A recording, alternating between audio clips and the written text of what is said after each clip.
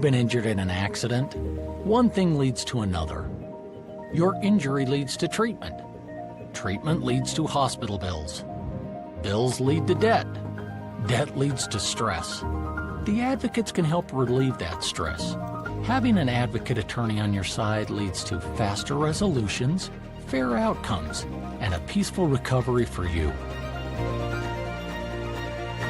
You deserve an advocate. This is The Monty Show, the truth in sports talk streaming.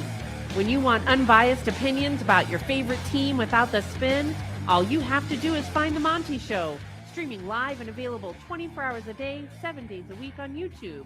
And now, here's Monty. Hey, Thursday, May the 7th be with you on The Monty Show. Oh, wait, that doesn't work there. Sorry, Star Wars nerds.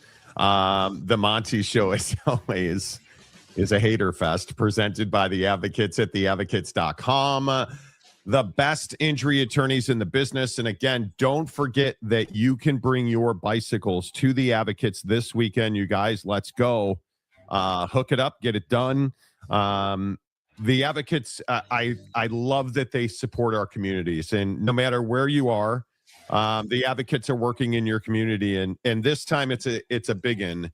They're asking you to collect your broken down, no longer needed, not using bicycles, parts of bicycles, no matter what shape they're in, right? Bring them to the advocate's office on Winchester Street, because trust me when I tell you, this partnership that they have with the Bicycle Collective, what's going to happen is you're going to bring all of your bikes to the advocates this Saturday, May 9th, 11 to 1. The Bicycle Collective is going to scoop them up, get them back in working order when they can, use the parts to get other bikes back in working order and put them back into the community. It makes a huge difference for people, especially with the cost of gas right now. I think we all know how expensive gasoline is right now. And the fact that the advocates are working with the Bicycle Collective again, maybe this year, their Bikes or Bus program, this might be the most important year for it, because how many people do we know that are struggling to afford gas? And I saw a stat the other day that the use of public transportation is at one of its highest levels in the modern era, whatever the modern era of public transportation is. I meant to do that as a non-sports topic, but I didn't. Anyway, the advocates, the best injury attorneys in the business. If you guys need an injury attorney, please call the advocates first. Don't call your insurance company. If you're wondering, hey, do I? Yes. Should I? Yes. Don't hesitate, because it's clear risk-free advice you're getting. You never reach into your pocket, 24/7, 365. Talk to an injury attorney live online at theadvocates.com. Bikes or Bust this weekend at the Advocates in Salt Lake City. Any bike, any condition, drop it off 11 to 1. Winchester Street, the Advocates, Saturday, Bikes or Bust, 11 to 1. Let's get right to work on college football. I know it's shocking. We're gonna talk college football today. What? On this show? We would never. I Come on. thought you guys were a soccer show. Look, we could lead with Bryson again if you guys want to. I mean, I would. You know. We should be doing a golf podcast. Frankly, we shouldn't be. Yeah. I ain't got 4 more hours to spend with you hyenas in my day. So, No. Let me ask you this. Does a 2014 college football playoff change anything for the fate of the Big 12? My answer is it is not going to change. No, it will not. And until we see a different modus operandi, MO, until we see a bit different way of business from the majority of universities in this league, and pick your poison, until we see a significant difference in the way the Big 12 operates as a group, as a collective, a 2014 playoff does not necessarily mean they even get multiple teams into a 2014 playoff. Now, is that likely? Sure. On scale, though, I'm curious your thoughts on that, because On3 released their projections for the 2026 college football playoff. This is the first round of the playoff. North Dakota State's in. Oregon's in. Look at that. Texas Tech's in. Let's go. Big 12. All right. SEC, Big 10, SEC, Big 10. Huh. That's interesting. Oh. Okay. Well, what about certainly then BYU gets a no, that's Notre Dame. They're independent. Oh, everybody's crying about it. Texas, SEC. Georgia, they're also in the SEC. What about they're in the Big 10? Ohio State and Indiana, Big 10. Well, that's not good because doesn't that mean that the Big 12 is only getting one in? Again. I think it does. And then you have Miami and Texas A&M projected to play for a national championship. So the ACC is going to have a team in the national championship back-to-back years. And the Big 12 is going to be an afterthought again in back-to-back years. And I know that certain fans of 864 different universities on this show tell me I'm a hater, and I just go out of my way to tell me again that this doesn't support exactly what I've talked about on this show. That this league and its membership is not willing to do what needs to be done to win. That's a huge talking point. And when we look at a 2014 playoff, Jake, I just don't expect the fate of the Big 12 to change. Yeah, I mean, I think what's difficult is that the premise is like this reeks of like, you know, any time in life when you're doing like a deal or something, and you know, on the front end it's like, oh man, this is such a great opportunity, and you know, there's so much, you know, benefit to this, and this is amazing, and wow. I mean, this is just incredible. Yes. Oh. And then, you know, we're first year into the 2014 playoff, and the Big 12 has one team in out of 24 teams, you know, and can you imagine that? Oh my God. I mean, the problem is that honestly, dude, like, yeah, I can imagine it. That's what scares me, dude. I can. Like, it's a ridiculous proposition, but are we really going to sit here and think anything different is going to happen for the Big 12? I mean, nope. if you really look at like, okay, if there's 24 teams in, and let's just say that the proposition is your champion, your conference champions getting the AQ, right? That's the model they wind up setting up. Not the four AQs for all for all power conferences, but just your conference champions getting in. One team from each conference is guaranteed. So if that's the model, then yeah, I think there's a really, really, really strong chance that the Big 12 regularly still only gets one team in. So with that in mind, if you're Brett Yormark, you really believe that? Wait. You really believe that in a 24-team scenario, they still only get one in? If it's the conference champions get the AQ model, yes. Obviously, if it's the power conferences are each getting 4 AQs, okay, well then obviously they're going to get 4 teams. But any scenario, let me put it this way, any what-if scenario that involves 1 AQ for each conference, that means the Big 12 is probably only getting one team in. And if you're the SEC and the Big 10, that's good for you. And when we talk about negotiating and trying to put something together that maintains the advantage that you've built, that's why I don't think all this traction around 4 AQs for each conference is actually going to happen, because how does that help the SEC and the Big 10? It doesn't. Like, that's why I don't think that is what's going to happen. I really do think that the conference championship game thing is much more likely to happen, because if you're the SEC and the Big, you can already say, hey, well, even if we don't have the AQs, we're still going to get all these teams in because we're the best teams. So it doesn't really matter if we have the AQs or not. They're still going to get in. Yeah, I don't see an avenue where in a 24-team scenario, I don't live in a what-if scenario. I don't see it changing until this league changes, because the quality at the bottom of the Big 12 is a real issue. I mean, again, you guys, look at this graphic right here. Here are the championship odds. Let me move James's comment. Here are the championship odds. I said that. I said James's comment. See the Pixar. low key dig. James's comment. Yeah. You know, Colorado's Here I am. Colorado's not good. Iowa State's not good. West Virginia's not good. Where do we draw the line on this graphic of everyone below this line is just labeled as ass? Because I think it extends all the way up to probably Arizona State. What do we think? Because this team is just hot ass. You might be right. I have a lot of belief in Colin Klein at K-State.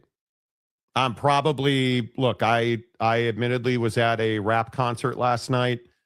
Could still be coming down.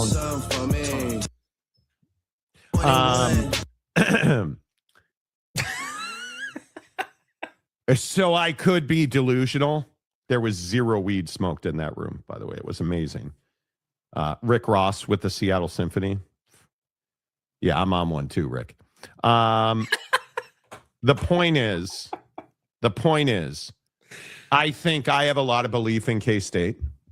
I think we're headed in the right. If Avery Johnson's ever going to be Avery Johnson of any kind other than AS. Hey, Goldilocks. Yeah, he'd have to do it right now. And I think Colin Klein's the right guy to get that done. So I like that one. Houston, Arizona, BYU. Utah. Do you think the guy who put this list together for Bovada pays attention to the news or no? Yes. Do you think they? Yes, I do actually. Do you think they know that Kyle Whittingham doesn't coach that team anymore?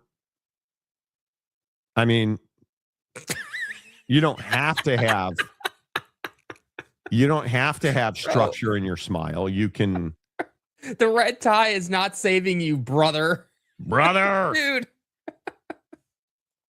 I mean, I don't know. I don't know that.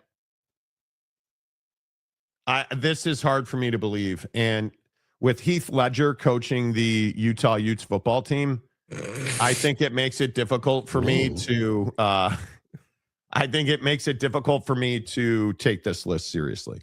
Yeah, well, Utah's there, in my opinion, because Bovada's got to make money, right? I mean, Clearly. you're putting Utah there because you're preying on the hopes and dreams of Utah fan that hardworking Utahns. Yeah, just the hardworking Utahns that are desperate for a winner in Salt Lake up on the hill.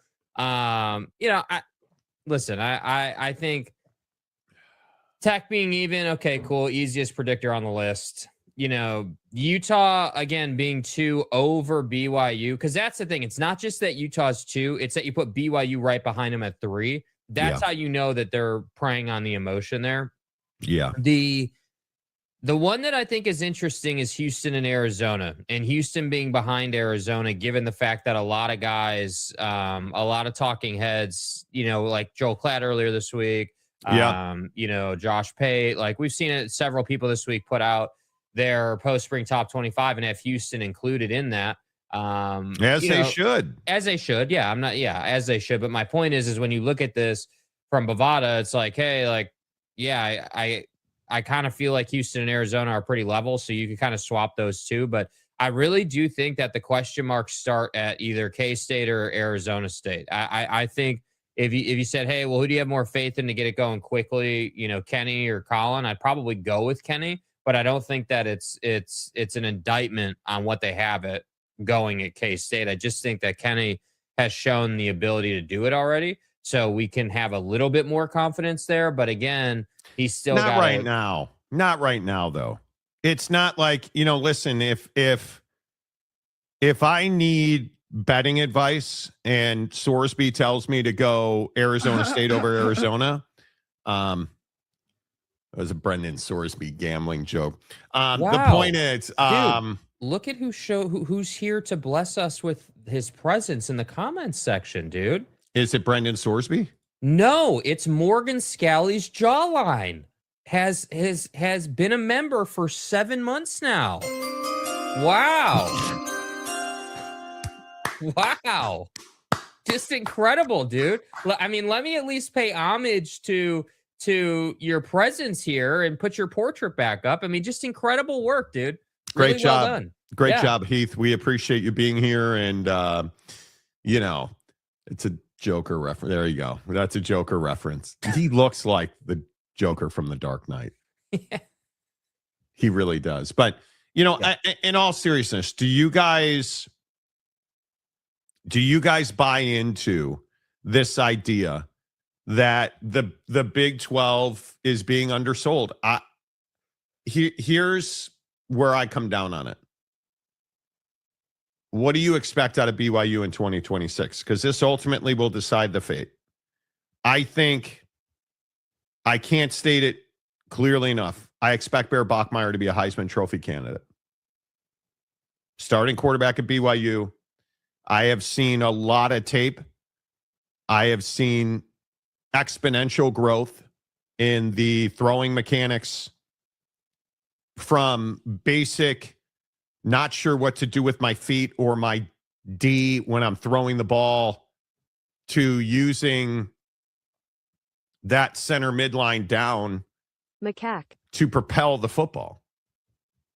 And it's impressive to see just how much. Do you guys understand how much more arm strength he has to the boundary? Bear Bachmeier, the quarterback at BYU, that he has to the boundary now because he's using his lower half instead of being all shoulders to throw the football. It gets impressive.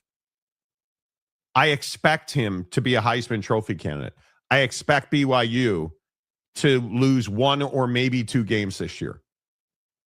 They are certainly not physically on par with my boys in South Bend, right? They're not on par with physically or depth-wise. They are not on par with Notre Dame.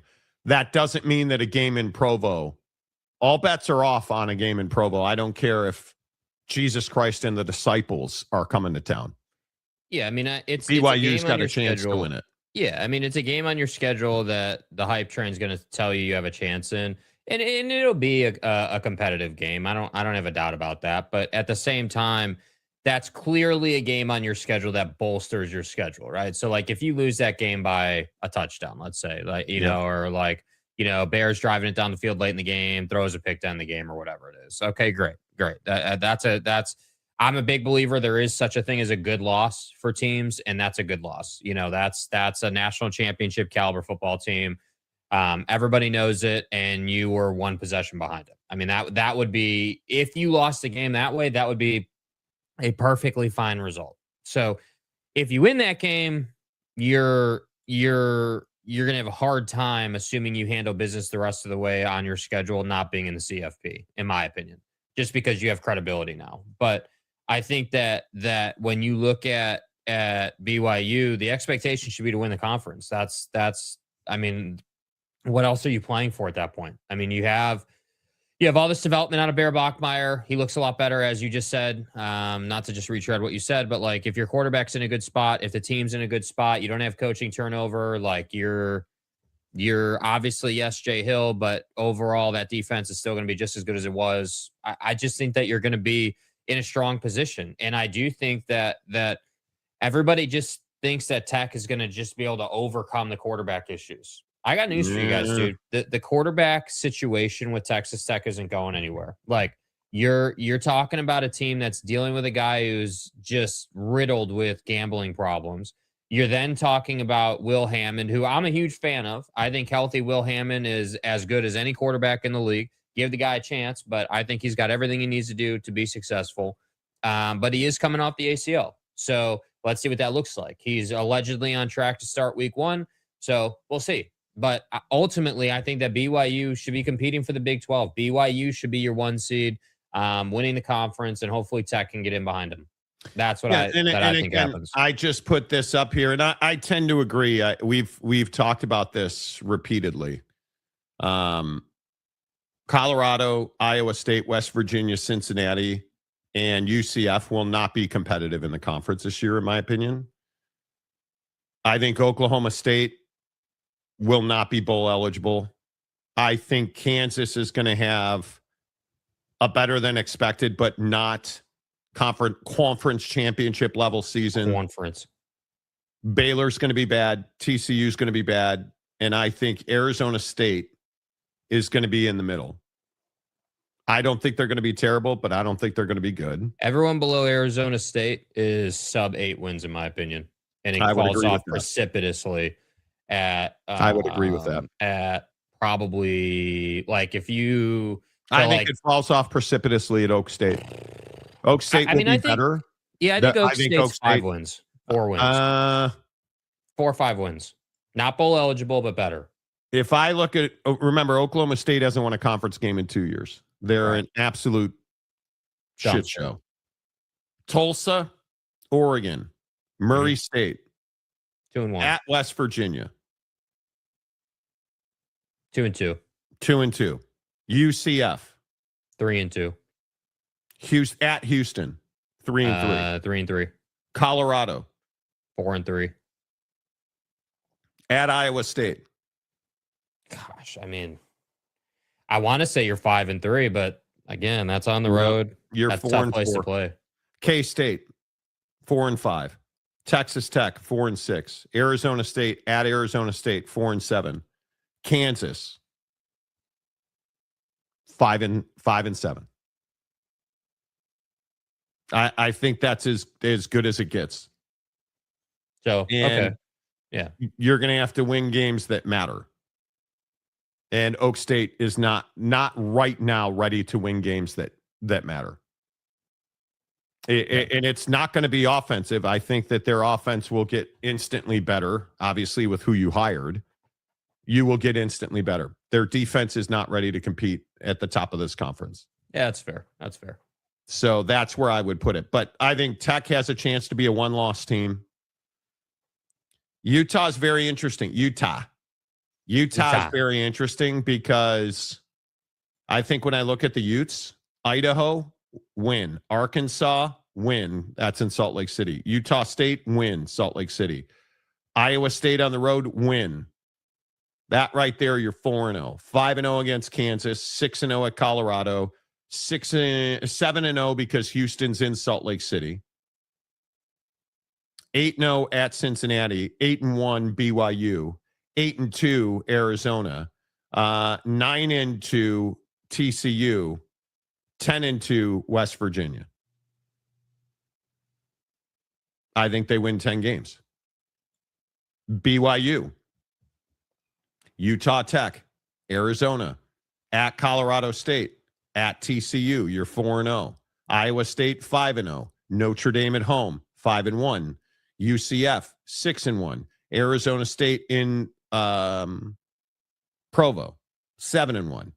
At Utah, 8-1. Baylor, 9-1. At Kansas, 10-1. Cincinnati, 11-1. I think they go 11-1. CFP bound. I don't know if that's the case. 11-1 is just you. Yeah, I have no doubt. If you're 11-1, you're in the CFP. If you're 10-2, you're not. Yeah, I would put him at 11-1 because I think Bear's going to be that good. Listen, if you're 11-1 and your only loss is Notre Dame, you're a college football playoff team. Sorry, man. And you will hear me die on that hill. But are they? Yeah. Mm-hmm. It's clear why you weren't last year, in my opinion. And we had arguments about that, obviously. You lost to your only losses came to a college football playoff team. Mm-hmm. But in your own conference and a team that people in your own conference and a team that people didn't really respect nationally. Right. I would agree with that. I think Tech was undervalued, certainly. Yeah. I mean, if you look at Texas Tech, the problem was it's always a credibility conversation, right? Like this is the thing with the CFP. And this is why I say you are in danger if you're the Big 12 and this thing expands to 24 and it's conference champions only getting AQs. You're only going to get one team in, 2 teams if you're lucky. And the reason I say that the BYU thing this past season wasn't surprising is because if you're sitting around a table and you live in different parts of the country and you're repping different schools and you're trying to come to a consensus, there's no way that you can credibly say that BYU should be in the CFP, having lost to Texas Tech twice in the same season, both times in non-competitive fashion. The difference would be hey, you're 11-1. Bears had a hell of a year. He's a Heisman Trophy candidate, and your only loss, if you lose that game, which I think they will, but if you lose that game, would be Notre Dame, who is a national championship contender, who was expected to win that game. That's the difference. The expectations. Are you at all concerned about Utah State? No. It's Bronco Mendenhall. Them losing to Utah State? Yes. That game. That game. You got to take care of business. That is how many times have Aggie tears derailed BYU? Yes, they have. But at the same time, I also think that Utah State, if you look at what's gone on there, they're so far behind from BYU. I mean, I agree I conflated that. It's Utah Tech they play. My bad. Utah has Utah State, which I would still worry about. My bad. I conflated that. It's Utah Tech, Arizona, at Colorado State, at TCU to start. See, the Arizona game is that's not to be taken lightly. No, but it's in Provo. It's in Provo. Yeah. It's in Provo. So I feel much better about that. Yeah. The Bashir, I really hope Houston can make some noise. Fans just need to show up. Houston's going to be much better this year. Upward trajectory, I think it's that. Yeah, I think this is that year where Houston takes a big jump into the top 5 in this conference. A solidly top 5, top 4. They joined Tech, Houston, BYU. I'm hesitant to say Utah, but Utah has been there since they joined the conference.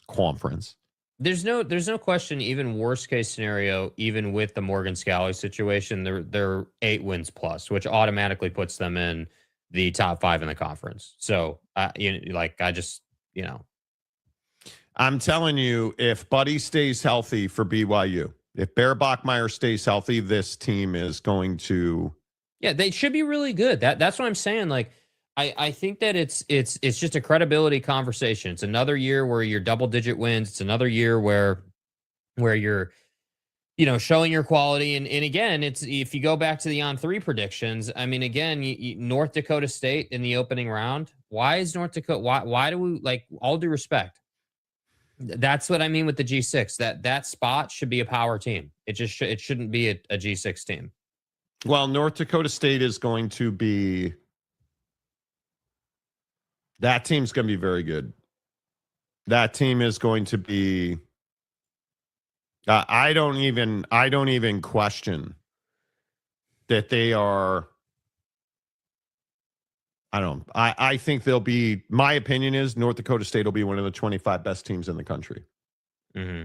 I have no question about that. Being in the Mountain West makes them more viable. I mean, I think they're going to go undefeated. Interestingly, I think they play. Excuse me. I think they play. I should look it up before I run my mouth. Your mouth. Pretty sure they go to Sacramento State this year. Wow, man. Wow. Mm-hmm. Sacramento. Paul didn't go in the hoop. I don't believe in being a hater in serious conversations. And you love to just write people like Sac State off. I'm telling you. But how is it writing them off if they've never shown to be legitimate yet? I mean, look how much money they have invested. Yeah. Look at who they were last year matriculating down the field to this year. Sac State's going to win some games. They will surprise you. I think North Dakota State's going to go undefeated.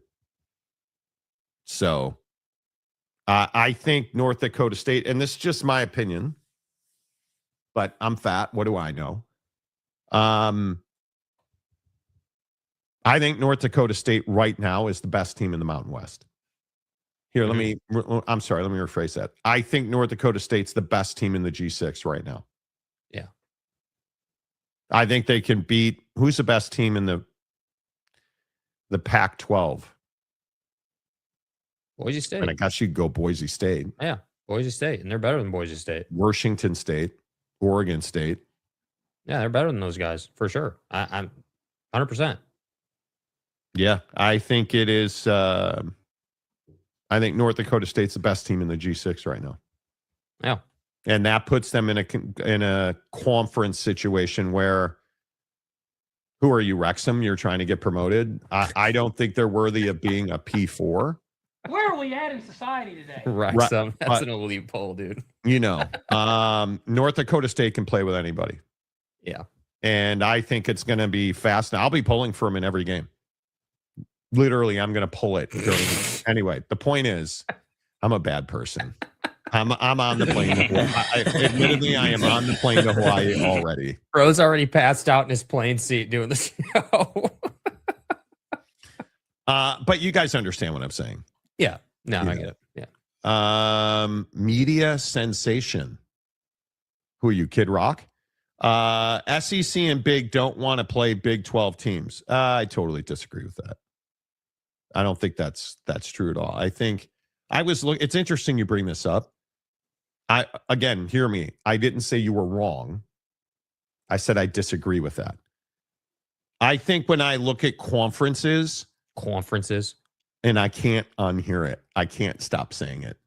But when you look at a conference like the SEC, and who's the best team in the SEC this year? Georgia, certainly Alabama, Texas. Let's look at Texas, because most people think it's Texas. Texas State, Ohio State, UTSA. That's your first 3 games. Should be 3-0. Not great. How about Alabama? East Carolina, at Kentucky, Florida State. Pretty good start. Again, undefeated, 6-0. They play Chattanooga second to last week, right before the Orange Bowl, or right before the Iron Bowl. Come on, bro. Oklahoma. UTEP at Michigan, New Mexico State. Not great. How about Texas A&M? Dude. Missouri State, Arizona State, Kentucky. Not bad. How about Lane Kiffin and his hot wife? Hold on. Did you just say that they play Arizona State? Yeah. But I thought they didn't play the Big 12. They don't. Oh, okay. Sorry, I was just confused. My bad. Come on, dude. Clemson. LSU plays Clemson. Wait, they don't play the ACC. Yeah. Clemson. Louisiana Tech. Institute of Technology. Ole Miss. Texas A&M, and then McNeese. Good start. So I don't think you're wrong. I don't think you're necessarily right. Right? So, stop. Please don't start with this nonsense. Please don't start with this nonsense, dude. I'm not here for it today. I want to end this week before I go on vacation without absolutely having to crush you. Frog Father, help me out. TCU is a decent team this year.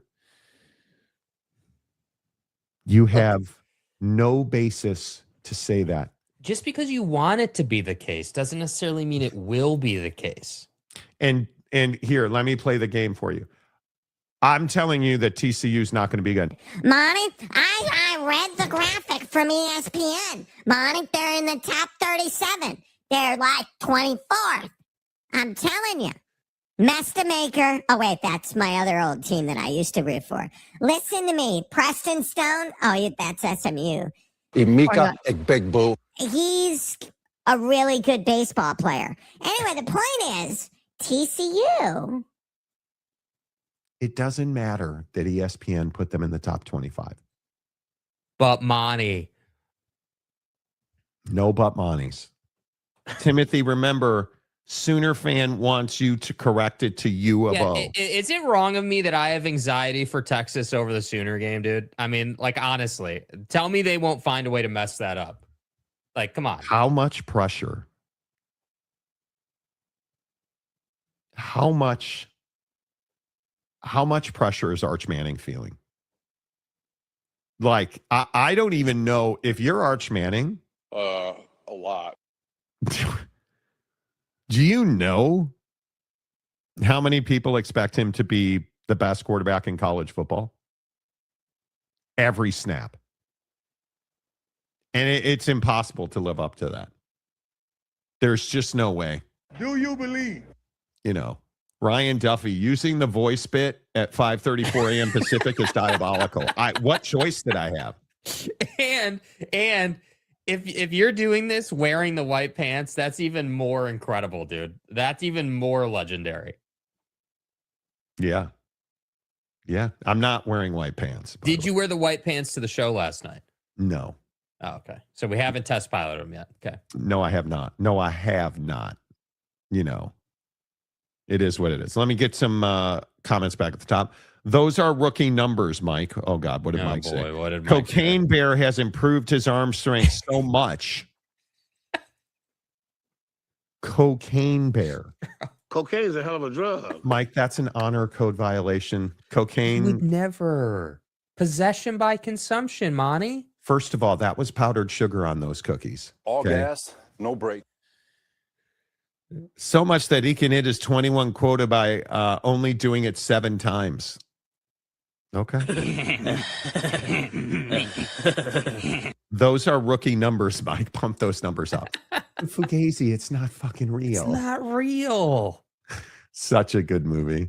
Everyone below ASU is ass. How convenient. Dude, what is it? Okay, this today? is actually kind of funny, though. What is it? Did you, honest to God, was the brisket sandwich cold?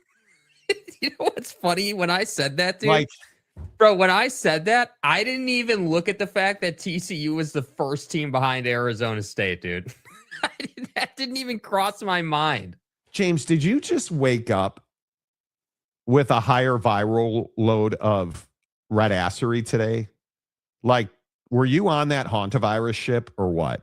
Like, what is it that? I think what I is hit it it that? every time. What are you doing? Why do you choose to put yourself in these positions where you're going to say a bunch of stuff that you can't back up outside of I saw it on ESPN?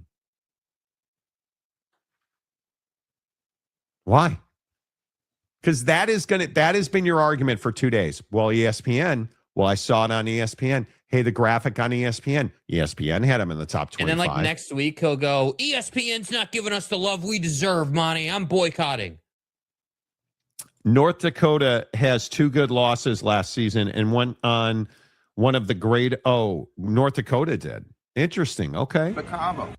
You know, Juicy. where did you work in Bacavo? Right there at the bottom. I know, but how do you work in Bacavo in a North Dakota state reference? I think it's all time. Yeah. Yeah. Yeah, man. Bro's got skills. It's North Dakota, ND, North. Yeah. Yeah. No other I see what you team. did there. Yeah. Interpreting it differently. Right. Bacavo, Mm-hmm. Right. Bacavo. not the other. Play the drop. Thank you. Bacavo. Right?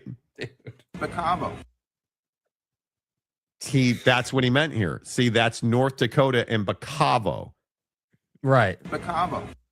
Right. They are all pro numbers when you consider the honor code. Well, see, that's a fair defense, dude. When you consider the detriment that is the honor code to getting your 21 times a month, I mean, he's not wrong.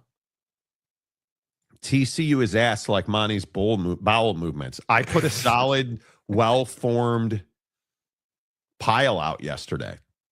Okay. No Imodium. No Imodium. Okay, good. Yes. No Imodium at all. You know, unless BYU significantly improves their O-line, they will get manhandled up front by TTU again. That team up north in Arlington. We'll find out. That's a good point. We will find out. No doubt. Bailey Dietrich.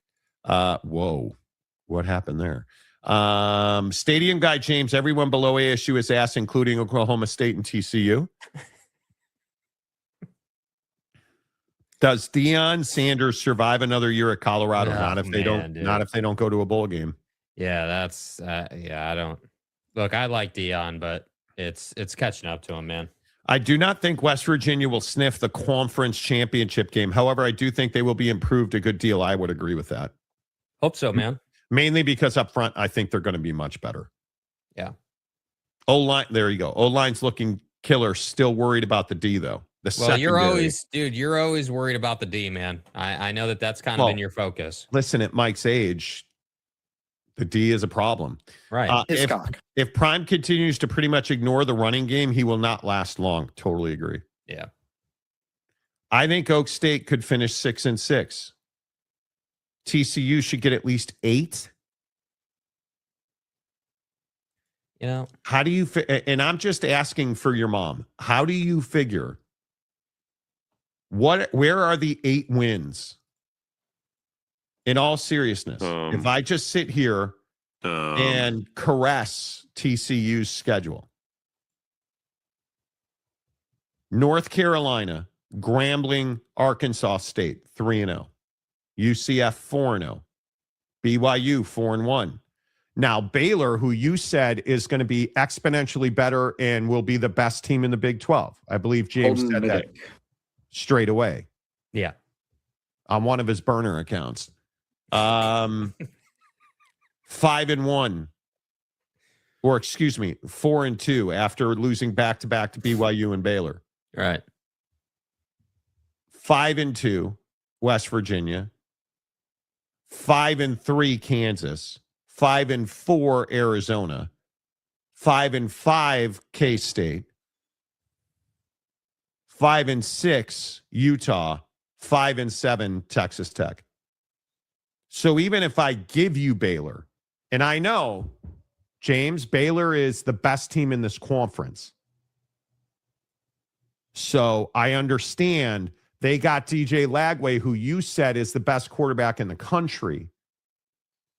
Even though he was, what's the word of the day? Ass at Florida. Even though DJ Lagway was humiliatingly bad, he all of a sudden is going to come to a school that does not develop quarterbacks, Baylor, or hasn't in recent years.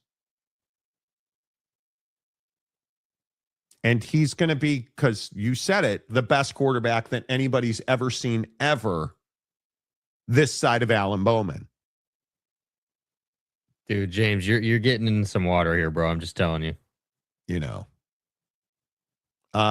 Stadium Guy James for $5. You missed the joke. No, we didn't. Everyone below ASU was asked, look at the acronym. What acronym? Okay, let me just hold on. Let me review. Everyone below ASU is ass. HAKA, Haka, a haiku, bro. You paid us $5 to say honest, James. Monty, do we need to send somebody to the rectory? Do you need a wellness check? Are you having a stroke? Chick.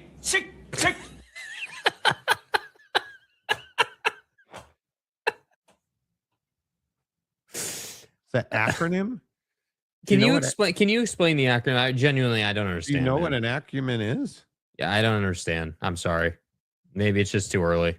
Okay, so again, what makes you think that they're better than K-State or Kansas? Well, Jaden Craig, Monty. Right, but K-State's actually got, defense. So, and I'm asking you seriously. In all seriousness, have you at all? You have no, my guess is, James, you haven't spent 1 second looking at K-State as a football team. It's just my guess, because you wouldn't say this if you had said that. You have to, and we were saying that. I think you don't know about Kansas or K-State. That's my guess. Because if you look at K-State, you have maybe the most pragmatic hire in all of college football. Yeah, an alumni. That was a great hire. Yeah. And Colin Klein's an alumni and a guy who develops quarterbacks. And I know he wasn't the offensive coordinator at fucking UConn, but he actually has, a track record where he's developed quarterbacks. Under my tutelage. You know, Colin Klein and Avery Johnson are the match made in heaven. It's his senior year. And what has he struggled with? Throwing the football in critical moments. I'm going to say one of the best quarterback coaches in college football coming on staff, which would be an NCAA violation and a crime in most states, is going to help Avery Johnson. Fuck are you, Ranger Rick? Exactly. Right? I mean, you look at Sean Gleason. That's a real coaching staff.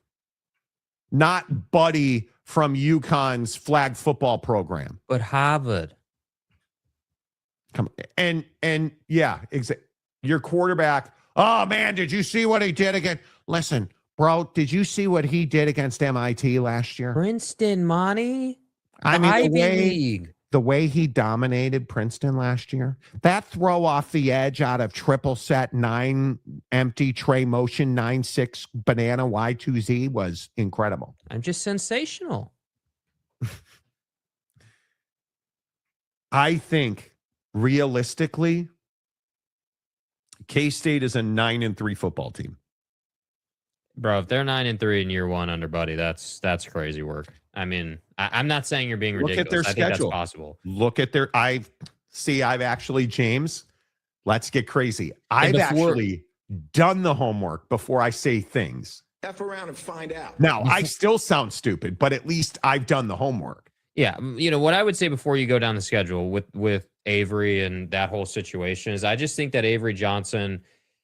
Yes, throwing in critical situations, but I also think that there's a couple of things that really stand out to me that I think he can help Avery with, which would be overall leadership, just generally in the offense. There's so many times last year watching him play where it just felt like the offense was chaotic, not even in leverage situations, just kind of running the offense and doing it in a way that's organized and proper would be number one. Number two, I just don't think the play calling, generally speaking, was very good overall. Like, I didn't feel like they were putting Avery in awesome positions, just generally speaking. And then number three, the balance of running versus passing in their offense was just so jacked last year. Like, he needs to run, but you can't tell me you're not going to take Avery Johnson and run a bunch of option and play on the edge. You can't tell me that you're going to build an offense where you're trying to play between the tackles with Avery Johnson as your quarterback. I just can't. That just doesn't make a lot of sense. So if they utilize him that way, they could be dangerous for sure. I'm telling you, Wendell Gregory on that defense, and Oak State had very few bright spots last year. Wendell Gregory was one of them. Mm-hmm. James, you don't know who Wendell Gregory is, but he actually played it. Anyway, Phil, hello. Phil. Everyone is underestimating this CU team, certainly. Not as much as we're underestimating, apparently, TCU, but, we have the QB. We will have an offense that will focus on the running game, I agree. The only area I would have some concern is they are thin on the D-line. But they do have a great strength and conditioning coach that is helping this team, which is really... His name is Cockneck, please. Yeah, and the vein in his neck is really all time. So, Anyway. Better is the key, man. That needs to be our word in here, better. We're not worried about just being the best. We got to get better every day. All right? So a better you makes a better CU. All right? A better you makes a better CU. And don't forget about this every day you work out. They thought they buried this, but they didn't know it was seeds. You got me? So remember that every day. Oh, yeah. Oh, buddy. How the hell, Bill, am I supposed to take this team seriously? Say it again. When dude's out here talking about seed. What am I supposed to do with that, dude? Oh, my God. He said seed. Breathe deep, Monty. What's up, big bro? Dude, it doesn't get better than that. It doesn't get better. Do you guys understand he's also a Hall of Fame coach? Head coach in his past. He is a stud. And the fact that you've built an offense, and Mike said this earlier, Deion Sanders doesn't know how to call a play that includes running or handoff. The fact that you've built an offensive line and you have running backs now, and it's very clear they're going to be a run-first offense. Believe it when I see it. This could be a year there. Yeah, they're burying seed over here. Yes. Prime is not focused on running games since being at Colorado. What makes anyone think they will now? Well, mainly because he's about to get fired if they don't do anything this year again. And the issue is they played from behind a lot last year because they had terrible quarterback play. That won't be the issue this year. So, yeah, Coach Bradley Cooper, Ryan Duffy, who got his membership yesterday, and dude has gone off the rails since. CU program is broke as Shiloh. Bro, Shiloh's situation's rough. You can't 10 mil in debt. 10 mil in debt, and you're trying to dictate to the court what is eligible for the bankruptcy situation and what's not. Okay, dude. Wow, Colorado hired Wyatt Earp as their strength and conditioning coach. Just to be clear, I believe he's their special teams coach. Jake just likes to say that guy forearm strengthens, which is fine. That doesn't make him the strength and conditioning coach. Wyatt Earp, dude. But you have to admit. Bro rolled in on a horse. Bro, you have to admit. The throbbing, the cock necking of this guy. Dude. Better is the key, man. That needs to be our word in here, better. We're not worried about just being the best. We got to get better every day. All right? So a better you makes a better CU. All right? A better you makes a better CU. And don't forget about this every day you work out. They thought they buried this, but they didn't know we were serious. You got me? So remember that every day. Oh, Coach. Oh, thanks. I needed that. It got me over the threshold. Anyway, I don't apologize. No, dude, James. No, James. Whoa, James. Dude, brother. Dude, no. Acronym ASU looks like the word ass. Do you know what an acronym is, bro? God. Dude. You know what this is right here? Do you know? No, do you know what this is? This is that TCU education coming through.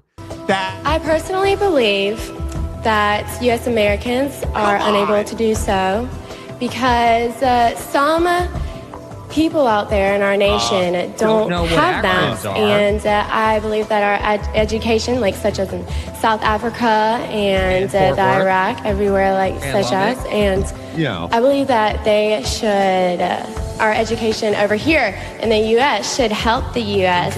or should help South Africa and should help the Iraq and the Asian countries. So we... Dude. You literally can't write this up any better. Dude, that's not an acronym, dude. Do you know what an acronym look like is? Ass, bro. Come on. It's not that it looks like ass. An acronym is, what's an example of an acronym? FTR? NASA. Where it's a word, but it's an abbreviation that's said like a word. NASA. Right, which means National Anus Scratching Association, I think. National Aeronautical and Space thing. Tinfoilers. NASA. ASU is an ass. Well, they are, but that's different.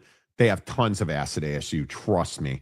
The point is, see, now we're off the rails again. The point is, Crash Out James needs to show up. It's not a Sioux. Hey, where'd you go to school? I went to a Sioux. No, you went to Arizona State. How James, do you not? I'm sorry, dude. I just can't. That TCU education, and now because you're the one who comes in here every day, and you're like, all right, bro. Hey, listen, guys.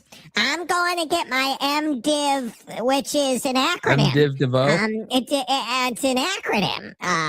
In a syllabus. It's a syllabus. Is actually a quadratic equation and formula. equation. And in What's the next, the Iraq, haiku? in the Iraq, or more accurately, I drove through Arizona and stopped at a Iraq. SU. And at a SU, they use acronyms differently than we do. Afghanistan. I've seen Landman, so I know how it works at TCU. Yosemites. How do you not like? Sorry, bro. We can't let you off the hook on that one, dude. James is like the portable derailer in the movie Unstoppable, trying to throw the show off the track, but it doesn't quite work.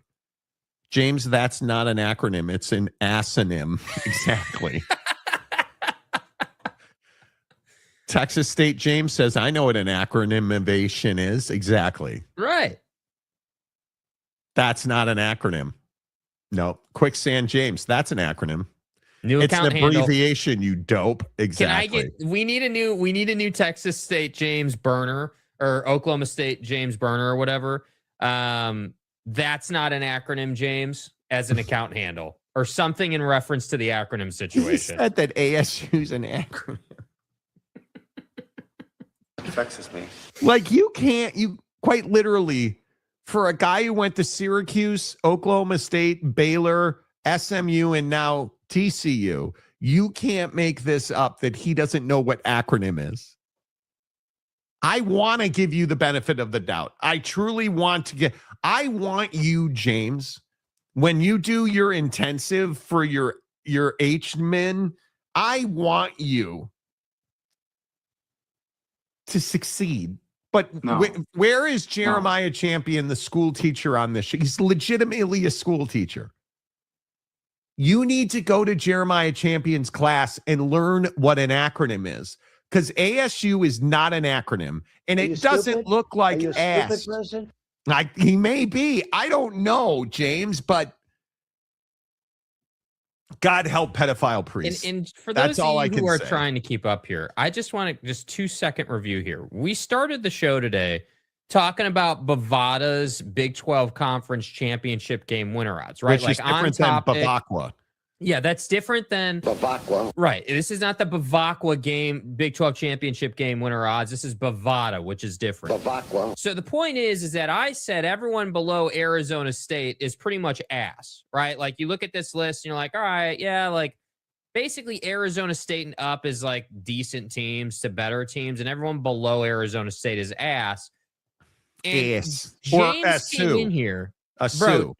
James came in here and said that I should have recognized the quote unquote acronym that is supposed to be ASU on this list, even though it says Arizona State.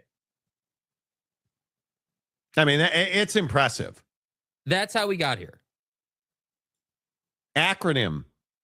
An acronym is a word formed from the first letters or symbols of a multi-word phrase designed to be pronounced as a new single word. NASA, scuba, NATO, FEMA, rectal. Like it's just NASCAR. not an SMU education for sure. SMU Mustang. We keeping a buck right now. We ass. SMU Mustang. Oh my God, I love this show. It's incredible, dude.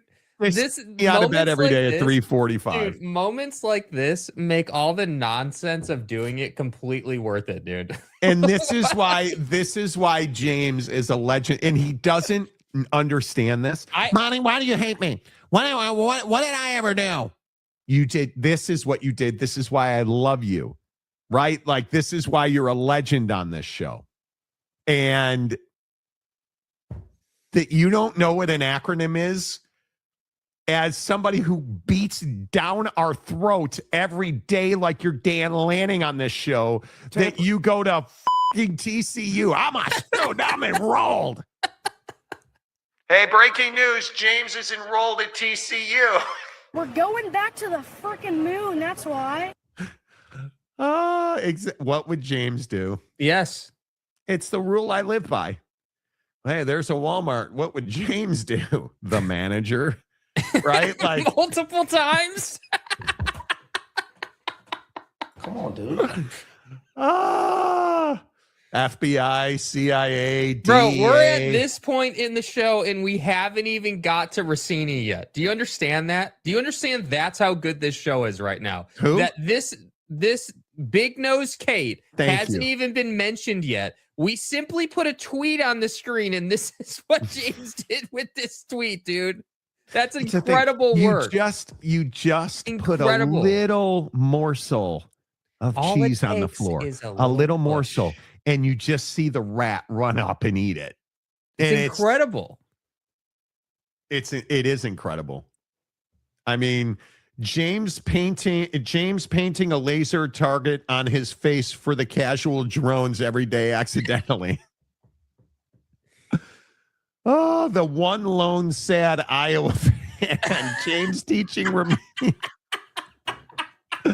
That's a reference to me roasting Iowa fan yesterday, by the way. Is this the new smear account? Is this Bobby Bagels? I don't know, dude. But this is hilarious as hell that this is an account now. James teaching remedial gibberish 101 on the Monty Show. Hey, this is James. Welcome back. Yeah, dude. Yay! Yep. Right? Like, let me get. Let's see where are we at here. Let's see. It is championship week. Yay. Hi, this is James. Welcome back. Bo Dix is playing well. Bo Dix is playing well. Now again, we don't have the picture of Bo Nix's leg anymore. But again, don't we get to add Bo Nix to the James list now? Yay. Yes, he blacklisted the hell out of Bo Dix. Right? Yes, he did. Bo Dix is playing well. Yeah, James, look at what you did to Buddy's leg, bro. How well? I can't even say it with a straight face, dude. You want to, James? You want to talk about Bo Nix anymore? Bo Dix is playing well. Cryptic Warden 92. There he is, the teacher. Legitimately, Jeremiah Champion's a teacher. The legend, the man himself, James. Yes. BIGNOSEKATE. See, James, that's an acronym. Big Nose Kate. See, that's actually James. That's funny because it's actually not an acronym, but just the way he spelled that out was, that's the whole. It's a play on words. James is to this show what Beetlejuice was to the Howard Stern show. 100%, dude. 100,000%, dude. It's incredible. The guy's a legend. A couple more, and then we need to actually do it. And there it is. There it is. There it is. Here are a couple of military ones that seem to apply today. SSDD, same shite, different day, and FUBAR, effed up beyond recognition. Yeah, dude. Yes. Yes. Is KOD an acronym asking for a friend from TCU? Exactly. COD is an acronym. Mm-hmm. Call of Duty. Yeah. James teaching everyone on YouTube and the Monty Show how to create burner accounts. Exactly right. Okay, let's reset and kind of wrap up. On 3, put Texas Tech in the college football playoff for 2026 and only Texas Tech. This is their, or wait, let me go back here. This is their quarterfinals. Okay, what you'll notice is not here is anybody else from the Big 12.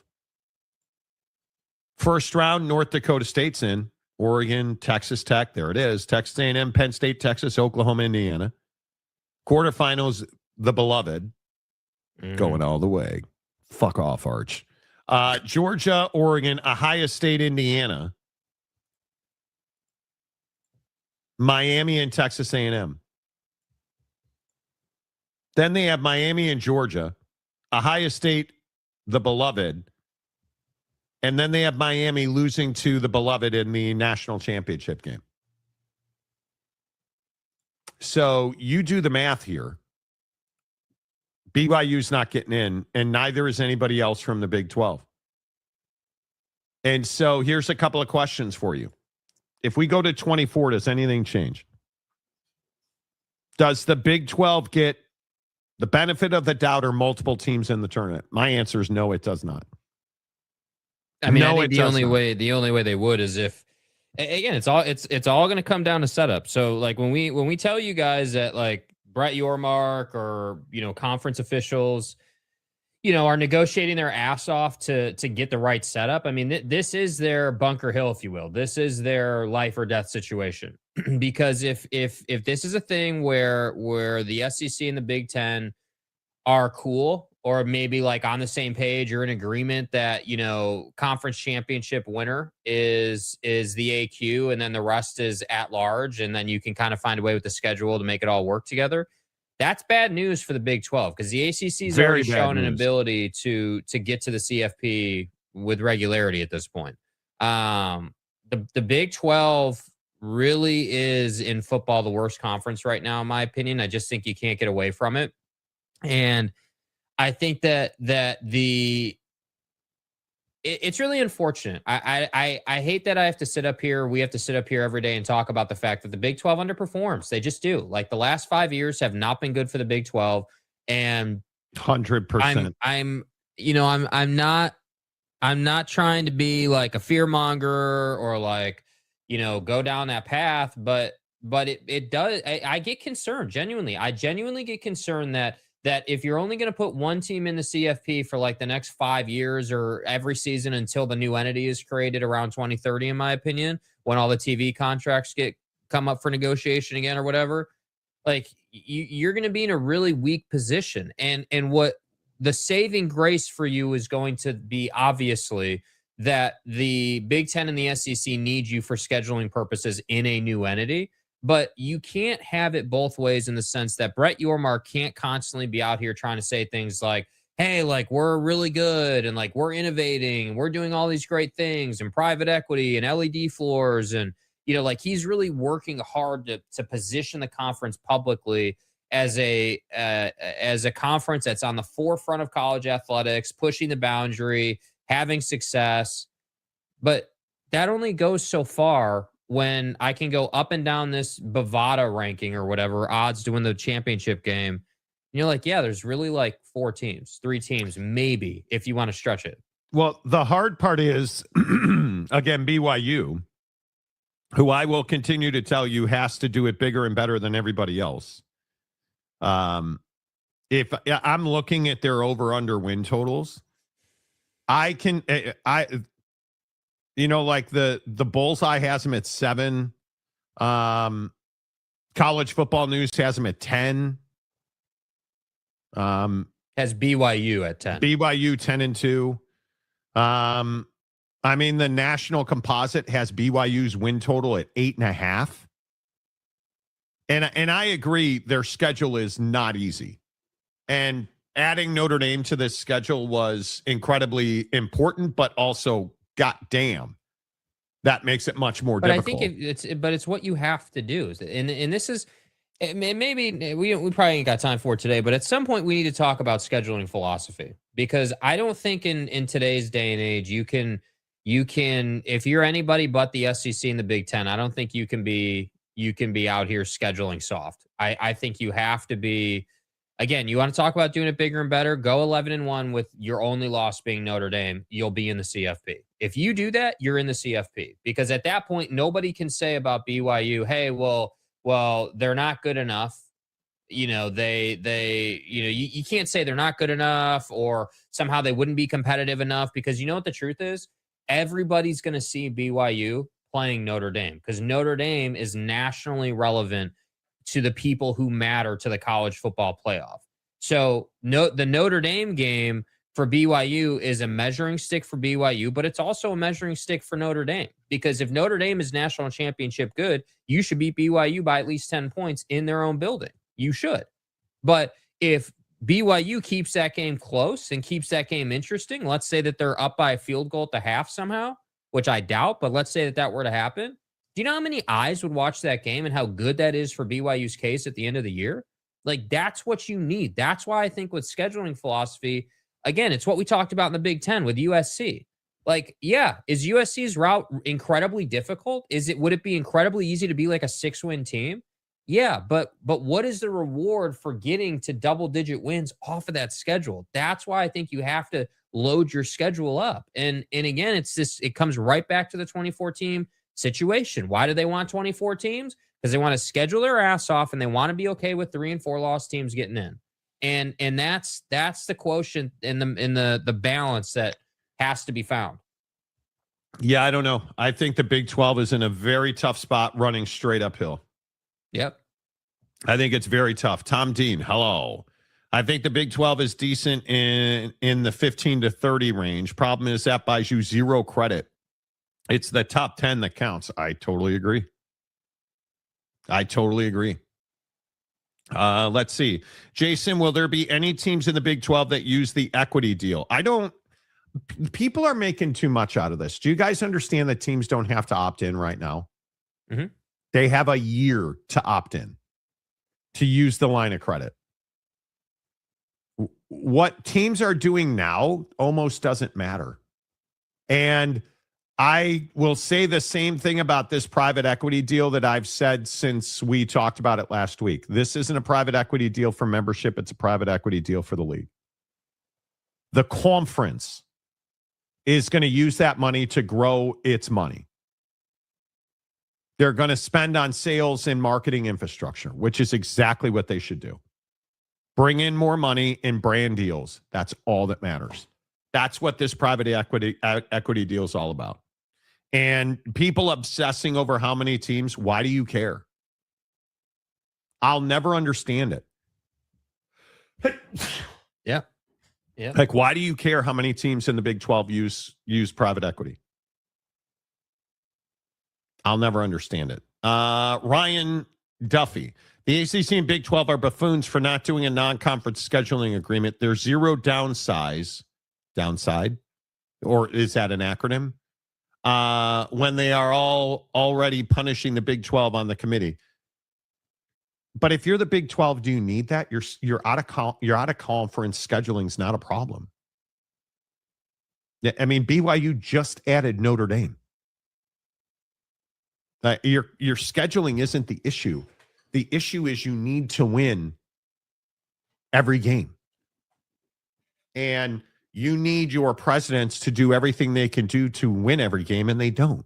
Yeah, I mean, I think that I would agree with that completely. But in addition to that, I would also say that, again, my opinion is my scheduling philosophy would be, hey, I need to get at least one SEC team on my schedule every single year if I'm a Big 12 team. And the reason for that is because even if you lose that game and you keep it close, again, I'm telling you, there is such a thing as a good loss. If BYU, dude, well, but it's true. We see it every single year, dude. Every single year. What do we do at the end of the year? What do we do with Notre Dame every year? Good loss or bad loss? Right? That's what we do. And all those good wins kept him out of the playoff. Like you but lost. They weren't good wins. That's the problem. That's precisely my point, dude. Those weren't good wins because they were teams that you should have beat. It doesn't. You lost the only 2 games on your schedule that matter. Right. I am agreeing with you. That's my point. You lost to the team that played for the national championship. Oh, good loss. No, it wasn't a good loss. Right. You lost to Texas A&M. Well, it wasn't a good loss. Like there's no. I want people to understand there's no such thing as a good loss. You won or you lost. That's it. We gotta stop. We gotta stop with the good loss nonsense. I disagree. If BYU loses to Texas by 1 possession, that's a great game for them. That's a great showing. That would be outstanding for them. And you lost. Right, but you're missing the point. If you to beat Texas, would you be in? I'm not missing the point. I'm not missing the point at all. I completely disagree with your point. I'm not missing the point. Right? I'm telling you, if Notre Dame last year had beat Miami, they'd have been in, but they didn't. If Notre Dame had beat Texas A&M, they'd have been in, but they didn't.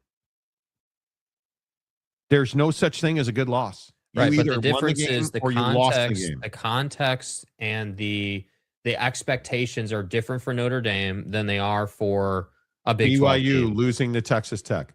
Mm-hmm. Why is that such a problem for BYU? Because you showed they you lost can't beat the game. Okay, cool. Am I wrong? Yes, you're completely wrong. Yes. Okay. There's a difference between BYU losing to Texas Tech twice in dominant fashion and Notre Dame losing a game that they should have won and paying a price for that. If BYU beats Texas Tech one of those times, they're in the CFP. But it's a they good didn't. loss. Huh? But your argument is those are good losses. No, my argument is I didn't know. That's not what I said. I said if BYU plays an SEC team, right? An SEC team. If BYU plays Alabama and loses by 7 points, that's a damn good game for them. That shows that you're good enough to compete with the best teams in the country. Texas Tech is not one of the best teams in the country.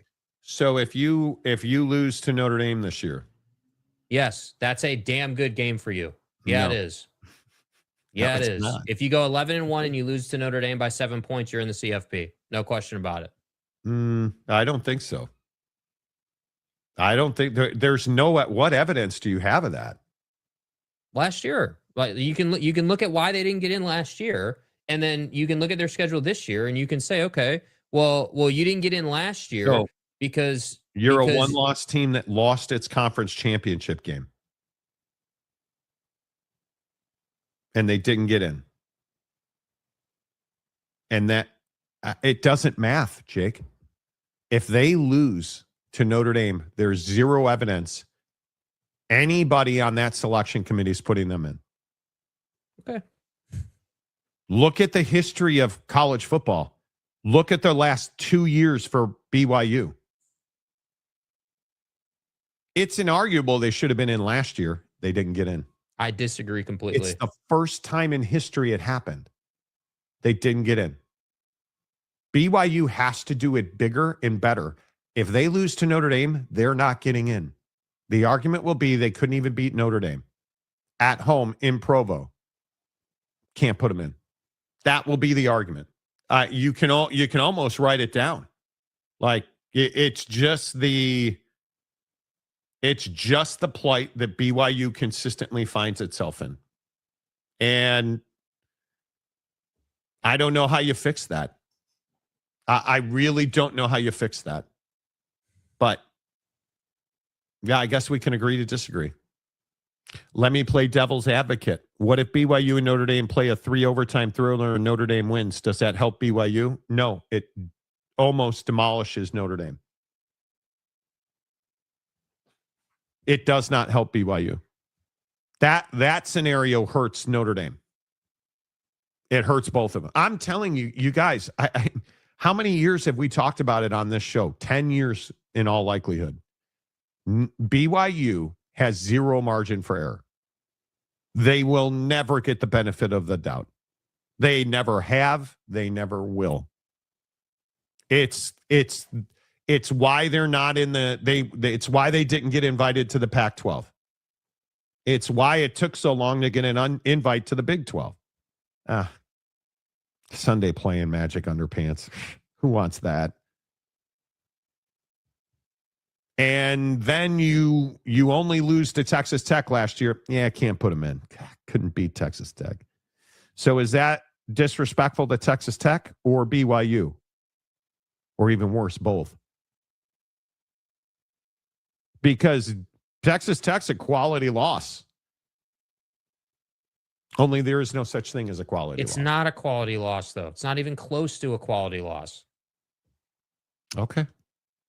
It's just not. It's not. Like it's one, you weren't competitive against Texas Tech. It wasn't a competitive football game. You got dominated both times. Like 1, 2, then Texas Tech goes on to get blown out in shutout, which hurts your resume even more after the fact because people didn't forget that you couldn't beat them.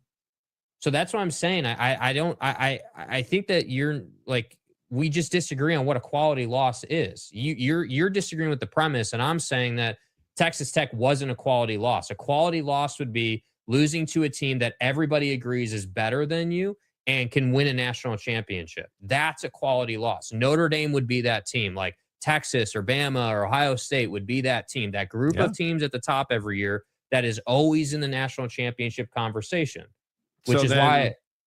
Yeah. So what about Texas? What about Texas? Well, I look at I look at, or even better, like you look at the teams that are on the outside looking in last year. And for instance, Alabama the last couple of years. Mm-hmm. Alabama goes to the college football playoff last year, right? Their losses were Florida State, Oklahoma, and Georgia.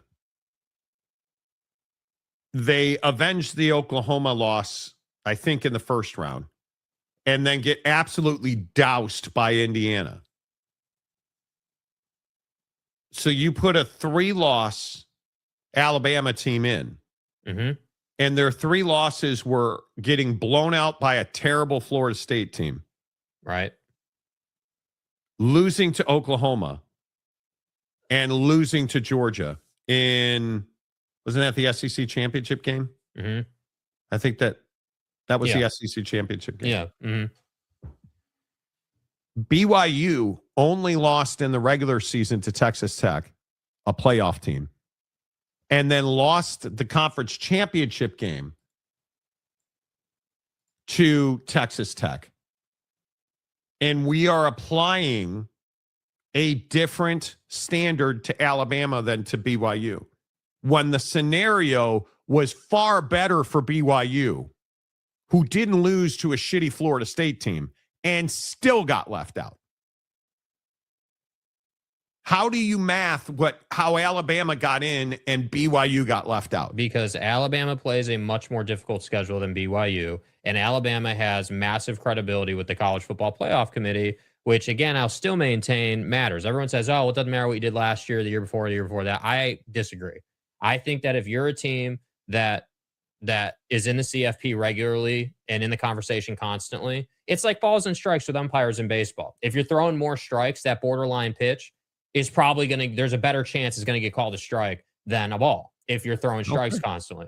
So the reason that Alabama gets in over BYU is because it's easy for the committee to say, oh, well, it's BYU, it's Big 12, their schedule's not great, and you lost twice to the same team, which, doesn't look great, and both of those games really weren't all that competitive.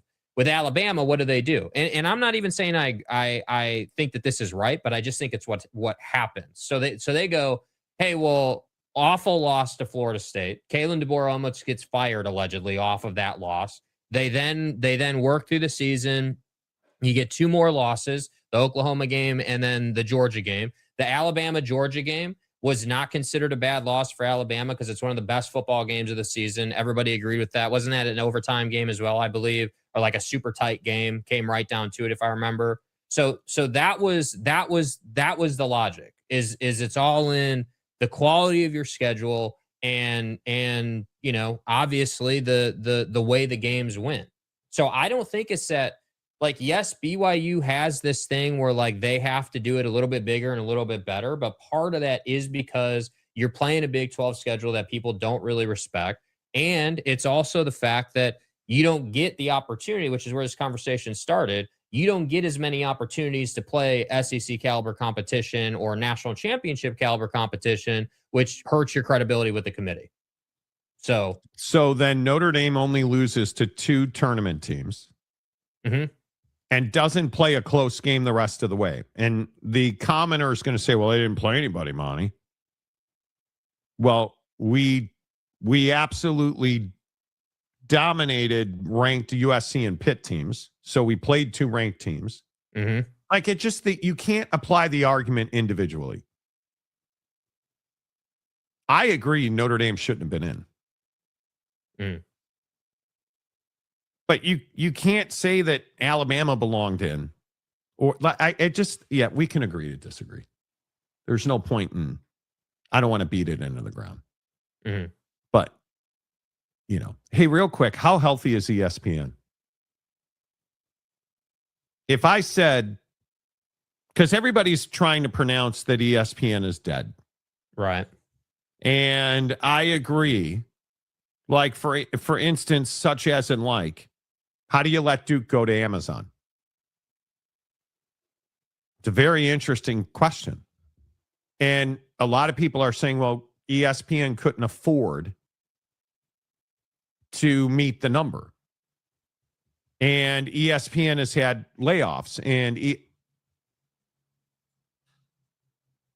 I'm just going to let you know, ESPN put up $4 billion in the second quarter. I'm going to say that ESPN's not struggling. Disney, that's a whole other animal. But I'm going to say Disney may be struggling as a company. I'm going to say that ESPN is a business unit and Disney Sports aren't going anywhere anytime soon. No, ESPN is thriving, in my opinion. Yeah, I think what people like to do is they like to say, like, there's this, I can't remember that account. It's one of the accounts on Twitter that puts out like revenue numbers and graphics and all this stuff. And there's a picture of ESPN's profit margin or profit percentages going around X this morning. And one of the things that I think people forget about quickly with ESPN is that, ESPN's the revenue machine for Disney, right? Like ESPN is the thing that makes for Disney them, sports. Yeah, that makes them a ton of money. And so it's not like, I think people look at ESPN as like, this standalone company that doesn't contribute to other business aspects in the bigger picture. And like, so there's a lot to it. It's much more of an intertwined sort of spider web of business versus, hey, like mom and dad's lemonade stand is doing well or not. And that's the problem where haters want to say ESPN is struggling. And like, I see this thing going around, oh man, the Big Ten made such a great decision to go to NBC or whatever and leave ESPN behind. Dude, ESPN is not struggling. ESPN is making strategic decisions to maintain a certain trajectory based on what they're trying to accomplish in the bigger picture. So you have to also remember that ESPN's business model has shifted significantly, because it used to be that ESPN got $25 for every cable or satellite subscriber, regardless as if they took ESPN. Every time you signed up for a DirecTV account or signed up for a cable account, that cable company paid ESPN $25. Well, obviously going direct to consumer and the dwindling number of satellite and TV users. Now, obviously you have a carriage agreement that we just saw in plain ugly view with people like Google for YouTube TV, but ESPN is now starting to recoup. I agree with the argument that ESPN is not as profitable as it used to be. But I think that dip in profitability is a short-term problem that has its own long-term fix. And I think it's very smart. This is the conversation we had yesterday. It's very smart to say, okay, well, if the college football playoff expands to 24, let's bump the playing games to Fox. Mm-hmm. Because those won't do the revenue numbers that the standard college football playoff will do. They did $4 billion in the second quarter at ESPN. That is incredible. Yeah, huge numbers. Huge number. That's only going to get bigger. And I think they've done really well with the way that they have re-energized the NHL. Their lag right now is the NBA. But don't forget, they've got a Super Bowl coming up. Like, they've got it all coming. And I'm very curious to see how we as sports fans continue to interact with ESPN. I'm all in on ESPN. I'm an ESPN Plus subscriber. Today, I will watch the Truist on ESPN, the golf tournament. Rory Mack's back in the field. We got to talk about Jake Knapp. Something weird is happening with Jake Knapp, but here and there. I'm an ESPN consumer. Mrs. Monty and I were at the Rick Ross show last night. Where are we watching the Cubs game? At the Seattle Symphony, waiting for Rick Ross to finish that bong rip so he could do his show. We're watching PCA go deep to tie the game on ESPN. It's everywhere. And I think, I don't know what that's about. It's not even sunny out yet. I think it's going to be an incredible run for ESPN because I just don't think you have a choice. If you're a sports fan, do you really have a choice whether or not to subscribe to ESPN Plus?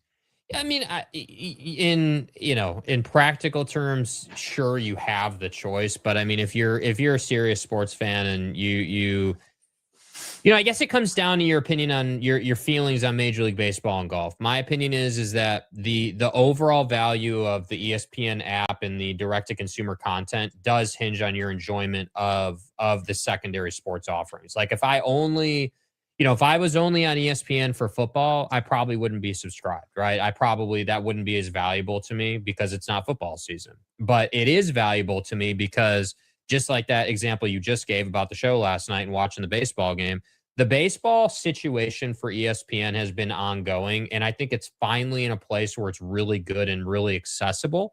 And so the fact that you can get big league games, the fact that those games have multiple different broadcasts so you can choose who you want to listen to, I think is genius.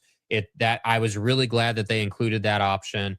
The NHL, I don't know how else to say it other than NHL hockey is hot as hell right now and printing. Like I think I saw, I'd have to go and verify, but NHL viewership is up like, I think it's like 60 or 70% year over year, or something like that. Like it's booming, dude. People love it.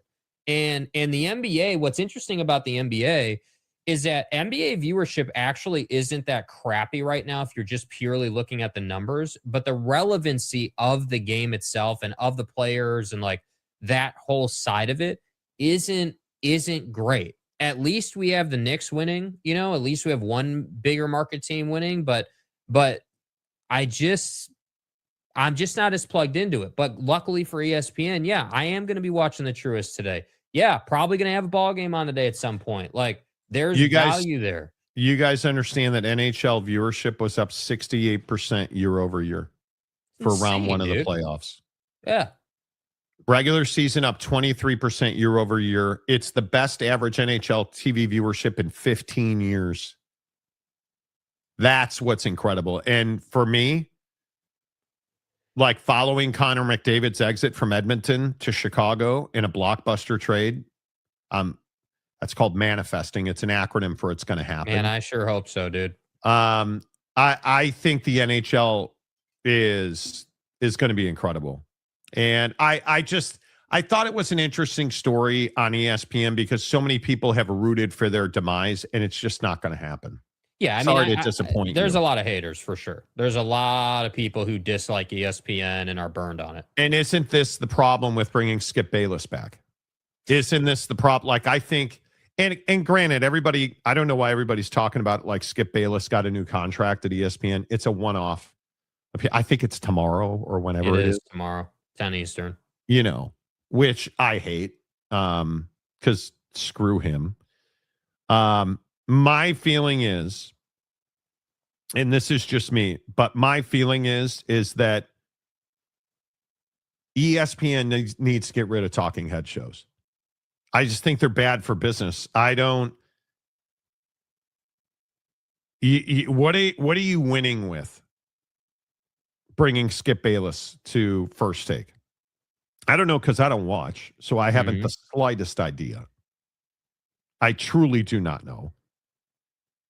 But at some point, you're going to have to help me understand what is the ultimate moneymaker at ESPN at the end of the day?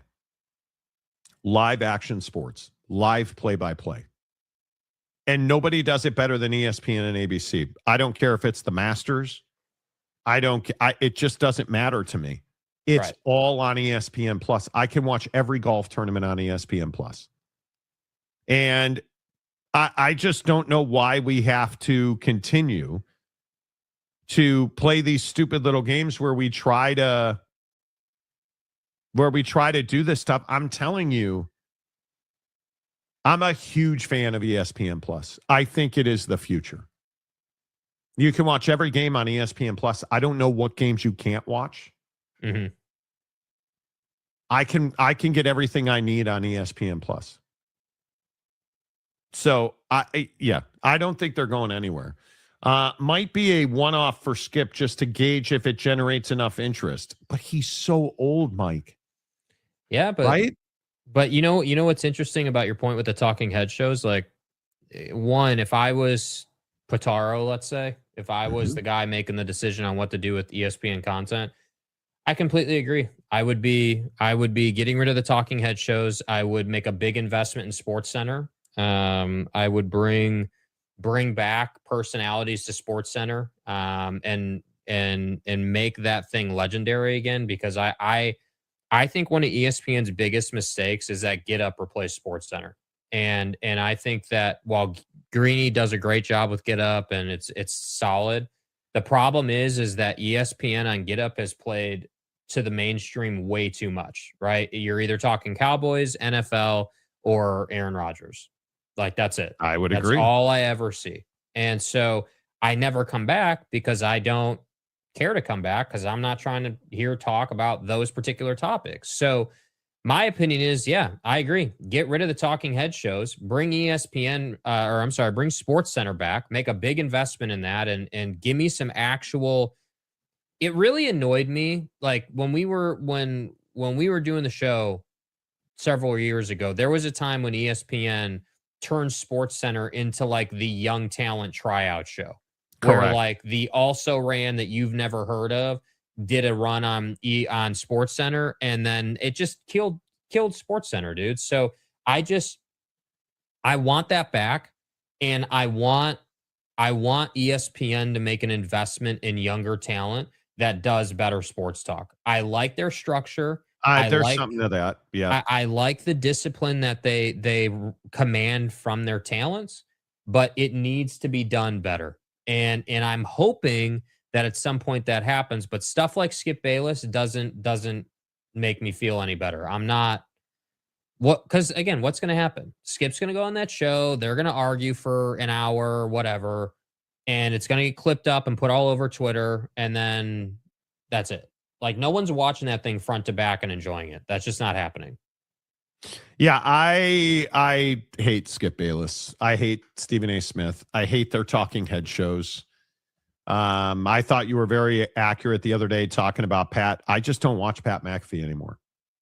It's gotten way too. Nobody will rip Pat McAfee for all of his politics, but everybody will crush Stephen A. Smith for it, or Jameel Hill, or. I just don't understand why bring Skip Bayless back to yell at me. Did you ever really watch Pat on ESPN's network, though? Like, no, I watched it on YouTube. Yeah. I watched it on YouTube. Yeah. That's just me. I just say that to say that I'm not sure the value's there for ESPN. Yeah, and he's a handful to deal with. I don't know. I think the way we watch sports does not include old men yelling at us on TV. It doesn't, right? Like, I want to watch ESPN because I want to see either the Cubs hitting home runs to win their 13th straight game at Wrigley, and if I'm not watching that game, I want to see highlights of that game. That's all I'm watching ESPN for. Show me the game or show me highlights of the game. That's it. That's all. And please improve your NBA play-by-play because it sucks. But other than that, the NHL on ESPN, brilliant. Golf, phenomenal. Brilliant. Baseball, brilliant. ESPN app, brilliant. Watch ESPN, brilliant. I will say they have made more of an investment in golf too. I don't just mean from a programming standpoint. Did you notice that they have much more TrackMan happening in the early round coverage now? That didn't used to be a thing where like they're showing you ball flight on course. If a Scotty Scheffler or Rory or a big name is playing early morning round, those guys now have TrackMan coverage, which I think makes a world of difference for your broadcast and enjoyment of watching it. You know, like, so they're definitely paying attention to golf and making more of an investment. But I just, I guess it's probably a situation where, we as sports fans want stuff that's not going to happen, which I totally understand. And I get that. But I just will never forget the days of being able to wake up on a Saturday morning at 6 a.m. as a kid and flip on Sports Center and eat your Cheerios. Like that used to be a big thing and like an awesome thing. And I can't tell you the last time I thought to myself, yeah, man, like show's over today. Let me turn on ESPN. Let me turn on Sports Center. Like, not I don't like even have it. Honestly, if golf's not on, I don't even have it on in the background anymore. No, me like either. Remember how ESPN used to just live in the background of your Yeah, stuff? it'd be on your TV. Yeah, it Yeah, would just be on your TV all day. Not anymore, dude. Yeah, and you know what the problem? That's a great point. I don't do that with ESPN, and I also don't do it with news channels anymore. It used to be a thing where you could have you could rotate your news channels during the day and like just kind of have that on, and then you flip over to ESPN and like PTI would be on or Around the Horn would be on or whatever. And you used to be able to just do that all day, and it would be miss fine. Around the Horn. I think that was a huge mistake to dump Around the Horn. Yep. I'm sure the numbers dictated it, but Around the Horn was a good show. Yes, Sports Center on a Monday morning before going to work just to catch all the NFL highlights and score recaps. Yeah. Yep. I think both can be merged. Bring back Sports Center as being a relevant piece, keeping Get Up and doing more 30 for 30s. Yeah, 30 for 30s. People love 30 for 30s, man. Yeah. Rock and Rant, the ESPN app to me is actually pretty terrible if you compare its functionality to like YouTube TV's app. Constant bugs. I have zero issues with the ESPN app. I have it on my TV. It's the opposite for me, dude. YouTube TV is buggy as hell. There are multiple times a week I'll open the YouTube TV app on my TV and it'll take like 10, literally, like legitimately not exaggerating. It'll take like 10 minutes for it to un-F itself. You know what drives me crazy about YouTube TV? If I'm watching a hockey game and I go to the Cock to watch an episode of Chicago PD, I come back, it paused the hockey game at that point. So I have to, and then it's really difficult to change the channel. I have to go through all the machinations of that YouTube TV reloading it. Like it, I think that's right. It's exactly the opposite. And I think ESPN's mobile app is actually dominant because the ability to click watch, like last night at the Symphony, I go to look at the Cubs score and there's a watch button right there. And you just click watch and the game turns on. Yeah, you don't have to go and hunt for it. Yeah. Yeah. And you were referring to the mobile app. Yeah. More documentaries for sure. The SEC and the ACC documentaries are spectacular. Yeah. I don't disagree with that. Yeah, the YouTube TV mobile app doesn't give me too much trouble. The app on the TV is what's just awful. The only actual sports show I watch on occasion is Inside the NBA because of the laughs with Barkley and Shaq. I just watch clips on YouTube. There you go. I'm not a fan of ESPN's daytime programming, to be clear. Get Up might as well be called Get Up Dallas. Well, right? Like, I don't disagree with that. Outrageous hot sports takes are what generates clicks and views. Sad but true, yeah. The issue with media is they need to bring back the news to media, not debating the news with talking heads. Totally agree. My wife hates when I turn on CNN or Fox or CNBC or some news channel, which I very rarely do. I almost never watch local news. Our dingbat mayor in Seattle. The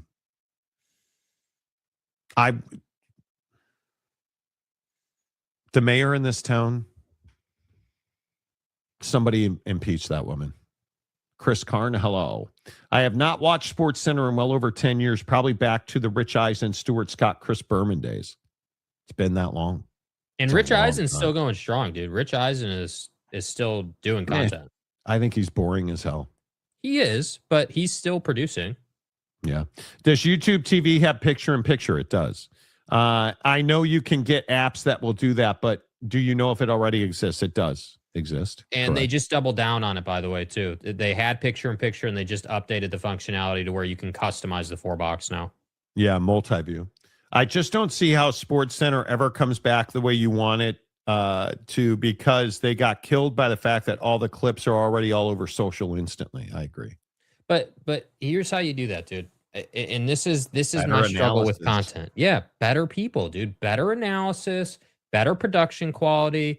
If again, SVP, I guess, right now, but I don't know who it would be, but you got to find somebody to come in and host that thing. And I would actually love it to be how it used to be, two hosts going back and forth about what happened, and they each take turns commenting on the clips. And I think what that allows you to do is it allows you to, especially in the NFL season, it allows you to repurpose all the on the field coverage that you get, meaning your reporters that you're already sending out to all the stadiums and all the different places, take all that content and repackage it in a sports center with highlights and everything like that. Like think of it this way. If you go on Twitter and you're looking at clips, you're just getting the clip, right? Like, I don't even give a damn really about the account that reposted the clip 9 times out of 10, unless you're talking about like sourced information or things like that, where it's like an account like a Jeff Passan or something, a personality that their purpose is, their brand is to do that. But if it's just like a rando thing, I'm just looking for the clip. That's it. Like Drake May recently or whatever it is. But if you were to go on Sports Center and like last night, like talk about the PCA thing, give me the NBA highlights, give me the dominant Avs win highlights, like there's a bunch of stuff that you can give me. The Paul Skeens losing his ass on that wannabe perfect game or whatever against Arizona. Like, give me the different things. Like, there's opportunities. But again, the issue isn't the content. It never has been. The issue is the lack of people, man. And that's what when did we lose that feel? When did we lose that priority? Marcus makes a really good point, though. Marcus said, think back to your days at Fox. Remember National Sports Report? Why did they stop producing that? Well, because it's expensive. And so is SportsCenter. Dude, they're really you guys don't understand. Producing a good SportsCenter, do you know how much money they pay just to show clips? Do you know how much money in the license they have to pay? You probably are 20 people deep because you got to pay for the license to run the clip. You have to pay somebody to what's called ingest that clip. So I also have to pay for satellite time. Like, I have to pay for somebody to not only ingest it, but cut it. Then I have to pay for somebody to, it's expensive to do a good Sports Center. It's really expensive. Yeah. Monty and Jack for the announcers for the new version of Sports Center. Nah, I'm all right. Getting rid of Kellerman just because Sass did not like him was stupid. They overpay people like Sass and go cheap on others to make up for it. Stephen A. Smith is the big. More. If Stephen A. Smith disappeared from ESPN, would you even notice? Nope. I would not, because I don't ever watch his stuff. And honestly, God, I dislike him so much that when he comes on, I turn it off. I can't stand. He talks about, like, him trying to talk about golf the other day. Dude, shut up. You don't know what you're talking about. I mean, it's wild. Monty on ESPN getting in battles with Ryan Smith. Would love it. Yeah, all the Smiths, just different Smiths. Smith. Yeah. Smith. All right.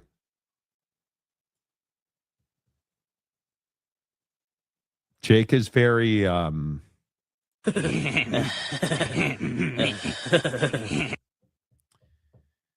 So you know that Mike Vrabel was allegedly pounding Big Nose Kate for like years.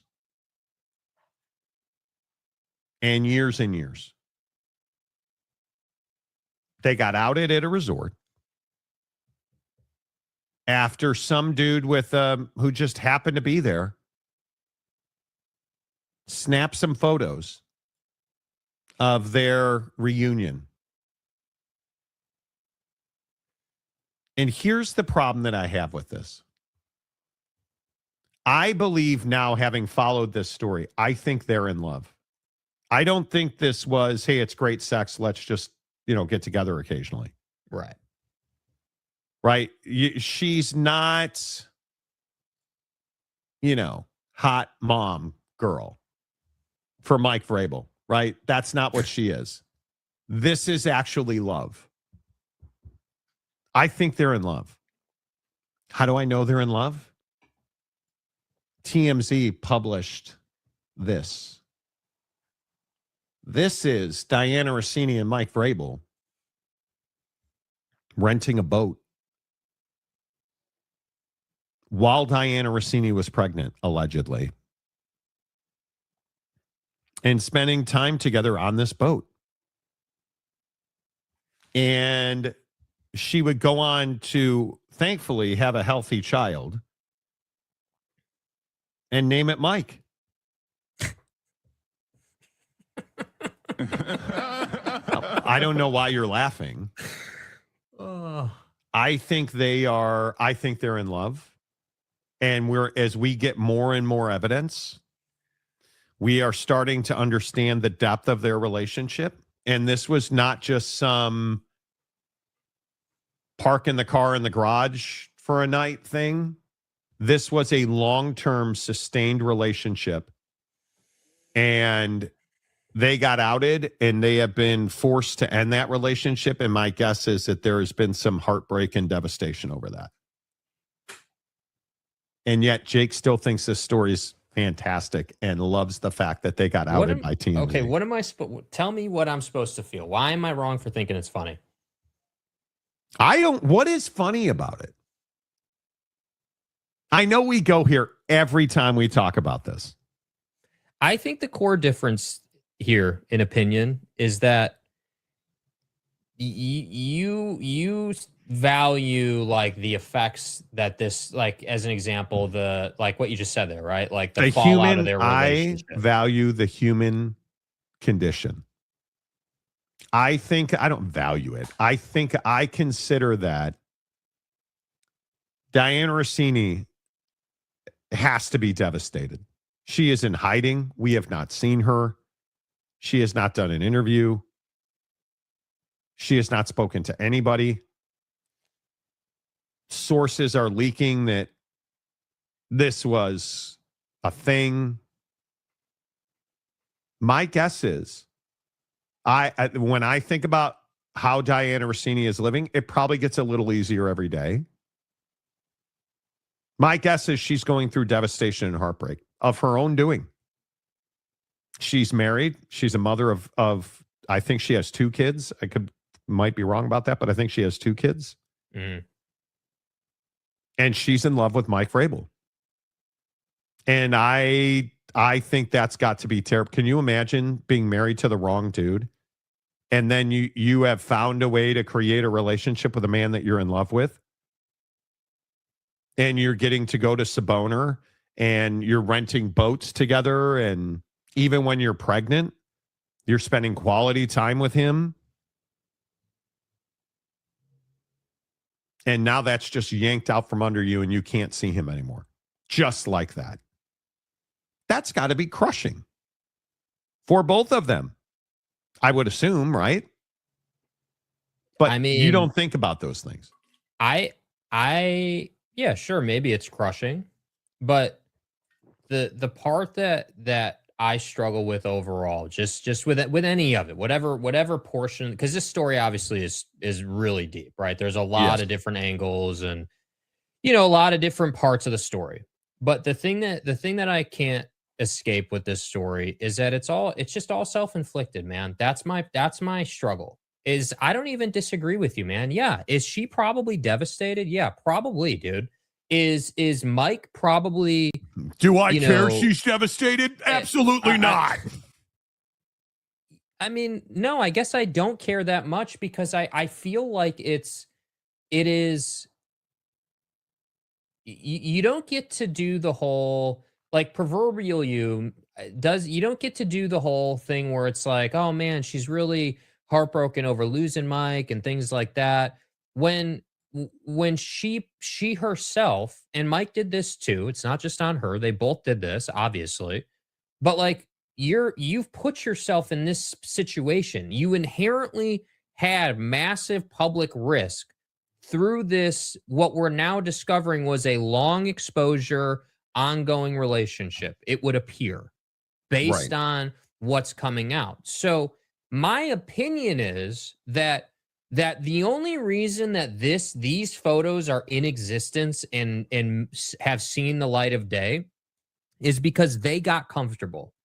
They got comfortable in the sense that they thought that this wasn't risky that they could be at a quote unquote private resort, a private couples retreat resort, and nobody would notice them or like think anything of it, that they wouldn't get caught, if you will. And so the fact that they're doing something that, yeah, is like publicly frowned upon, is immoral, is not what you should be doing, given the fact that you're both married and everything. That's why it's hard for me to empathize with them or feel bad for them, or be like, yeah, man, wow, she must really be devastated. Yeah, you know what, dude? I'm sure she is devastated. I completely agree that that's probably the case, but I don't feel bad because you didn't need to be here. Like, if you didn't want to continue to be married to your husband, you should have figured out or negotiated the separation. Yeah, And but Mike, that's easy to say. Come on. but why do we go the that's easy to say route for people who have money and affluence? But when it comes to, It's not money and affluence, Jake. But- It's children are involved. It is careers involved. It is, I think they knew, and I think you agree with this. They knew that if their relationship got outed, she was done. yeah, I think so. She was going to be labeled a whore, and she was going to be labeled somebody that went to bars with NFL coaches and got snuggy in the bar with Vrabes. She was going to be outed as such. And you're somebody who believes that she should have been. I'm somebody who believes that I don't believe that Diana Rossini was sleeping her way around the NFL. I don't either. I just don't think that was happening. I don't think any of the evidence suggests that. I don't think that anything she's done suggests that. I agree with your assertion of the dynamics of the relationship here. They love each other. They were serious about it. They were unable to be publicly serious about it because they each had a marriage. And we don't know a ton about Jen Vrabel's knowledge of this, but it would appear that she was, I guess, didn't know about this. That's how it feels. Yeah. People initially felt like she knew about it and it was just kind of an open secret in their marriage. But based on the way it's all gone down, it actually appears that she didn't know about it. So I guess I just have a real hard time, yeah, it sucks. It sucks for the kids. It sucks like that. Let's just broad brush it. The fallout of their decision making is awful. It's terrible. It's the worst. And I do think, as I've said over the last 2 weeks, Vrabel has not escaped this yet, in my opinion. I don't think that it's just rubber stamped that he's going to make it to the regular season. This boat thing yesterday was all over the place. It got released and everybody jumped on it. Who cares? How does this at all change the calculus of Mike Vrabel as the head coach of the New England Patriots? Now, because is there any doubt? Do you think that Mike Vrabel hasn't spoken to Bobby One Tug about his relationship with Diana Rossini? He has, yes. Do you think he told her, yeah, Diana and I we're in love. We had what was it, allegedly a 6-year relationship. Mm-hmm. I'm going to assume he's told him that. So do you think TMZ, playing gotcha with a boat rental agreement is going to change the calculus of if Mike Vrabel could be the head coach of the Patriots? I think that on an ongoing basis, if damage continues to be done, that conversation will always be around. You will always, every, and this isn't unique to the NFL. I mean, think about, just all the greats that have fallen, right? Like the Jeffies, the Microsoft buddy, Bill Gates, like all the great, guys of affluence and money. At some point, it comes back to get you. The only question is what that point is. And I agree. Bob Kraft, Bobby One Tug, being that kind of guy gives Mike more runway here. No question about it. But at the same time, every organization has its breaking point. And he's I would even go as far as to say Mike Vrabel is extremely fortunate that this came out when it did, because if this came out in the middle of the season, let's say, not that he would be there in the middle of the season, which is why it didn't come out in the middle of the season, but let's say that they had held on to these photos and they intentionally released them in the middle of the season to get after him. Yeah, that would have been a totally different thing. So That'd be because worse. it's because it's the off season, But it's a different dynamic. look at the intimacy of this picture. They are having a passionate discussion. And I just think they're in love, dude. This was not just some affair. I told you this about this photo right here. I'm a big believer in reading body language. Look at her eyes. You said it day one, dude. You said it day one. Yeah, they're in love. This was a couple who had been like, damn, dude, I miss you. Look at those hands. Look at her eyes. Look at. Yes. I mean, I just think that this is a terrible situation for everybody involved. And you should not fire Mike Vrabel. Yeah, I mean, we haven't reached that point. I'm not saying that these documents certainly are the thing that's going to push him over the edge, but I guess really what I'm getting at is it almost is this, you know, I don't want to be dramatic, but like this impending doom of sorts. Like, okay, what else is going to come out? What else is TMZ going to release? Like, how much information do they actually have? You know, like we've got the initial pictures, we've got the airport situation, both him buying stuff and then the TMZ guy walking up on him all the way to his Land Rover. We've now got the boat documents. Like, it just, the reason I think Mike still has some risk here is only because, let's say tomorrow something comes out that totally blows this thing open, that totally changes the dynamics of the conversation. And you know what I mean? Like, I don't know what that would be. Like what? I don't know. I don't know that what Mike that Vrabel was having other affairs. Okay. Sure. Yeah. Oh, I think that other might get you fired. Like, I don't. If he didn't disclose, let's say and I don't think Vrabel was, because again, I think they were in love. But let's just say that it comes out that Mike Vrabel had multiple other affairs. Has he told Bobby One Tug that? If he hasn't, he's going to get fired. Mm-hmm. And probably should. But, you know. Yeah. Jeremiah, I agree with Jake. All of this was self-inflicted. No sympathy. I'm also not openly laughing, but I do see the irony. I just don't like that people enjoy this situation. There are multiple kids involved on both sides. Like the devastation, if you did, goddamn, and I know I say this every time this comes up, but if you're Jen Vrabel and you didn't know, oh my God. Which it appears she didn't know. I mean, it's not factual, but it does appear that way. I mean, and I agree with the question you've been asking since basically this came out, which was like, how did she find out? I mean, I really do think that I don't think she found out on Twitter. I think that the Patriots got a heads up. The Patriots were approached at one point. You guys remember the crisis management drama that happened early on. So the Patriots were approached with this story that it was going to break. It was not. They were approached before the public knew, which tells you that Mike had a window where he could go to his wife and go and do damage control at home. Which again, if we're talking about empathy, that's humiliating as a man to have to go to your wife and say you cheated on her and you're completely now. I can't imagine walking up to Mrs. Monty and being like, hey, we got to talk.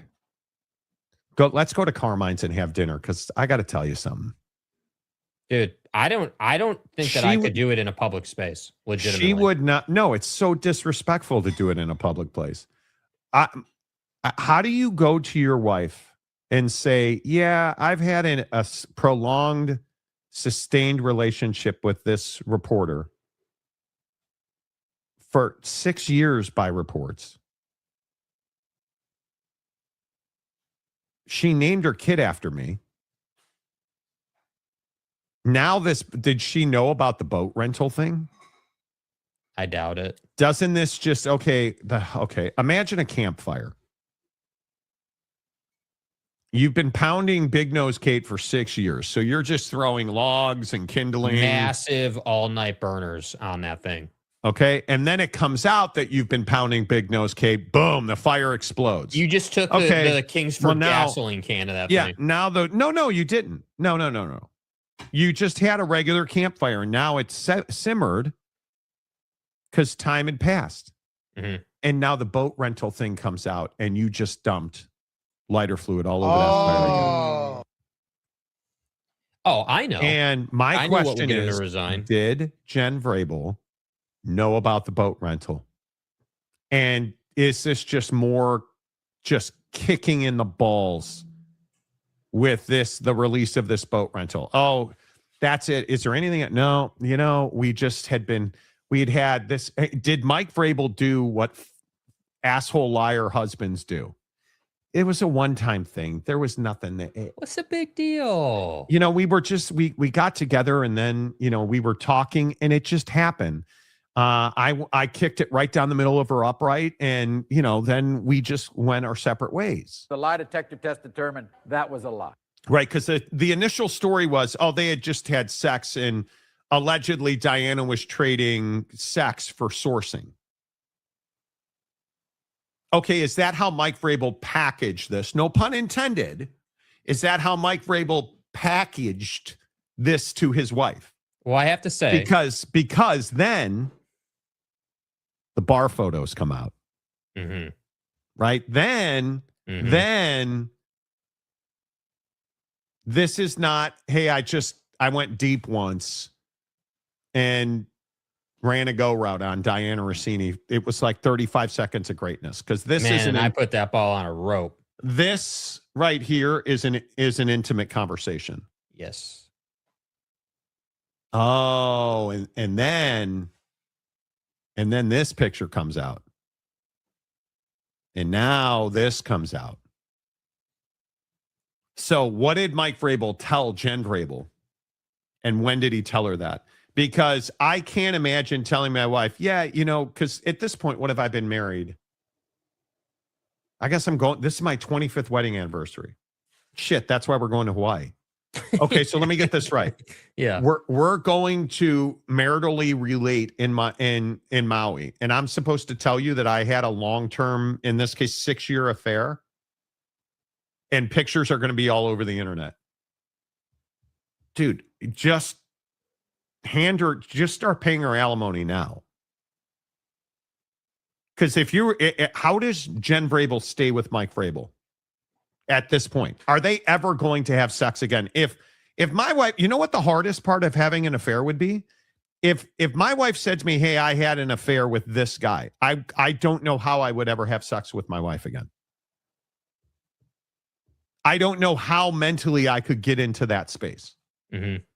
If you're Jen Vrabel, and you see, again, and I don't mean to be redundant, he loves her. Look at his face. Look at his left hand. Look at her left hand. And look at how much younger he looks. Right? Look at this photo. He's really happy to see her. I don't know how you get over it's probably not even the physical scars. It's the emotional devastation that I think you never recover from. Yeah. I think so two things. One, I think the other thing that I struggle with and feeling bad, specifically for Mike, this is more Mike than Big Nose Kate. The discipline, like when you're in a relationship, is to not put yourself in compromising situations and to not like a yourself. bar stool in public. Yeah, the other thing with this picture too. What the fuck? Yeah, like the other thing with this too. The other thing that's go back to the other one just really quick. That notice the right hand side of the screen here. See the arm right here. The person taking this photo. This is my question. And we still don't have clarity on this. And I do think this is one of two things that I'm about to say that could blow this thing open. Who the hell is this guy? This guy right here is not Patriot fan. I don't want to hear that crap. That's not what this is. And again, I'll ask, did you know this was Diana Rossini?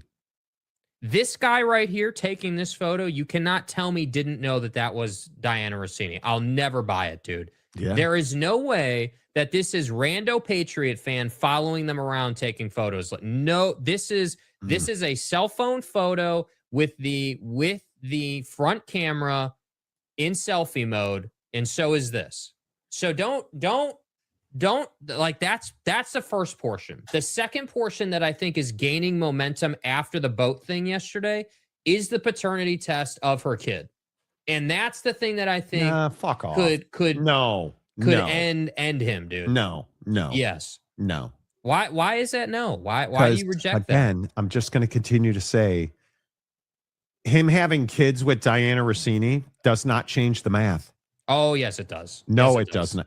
They had a long-term ongoing relationship. If this was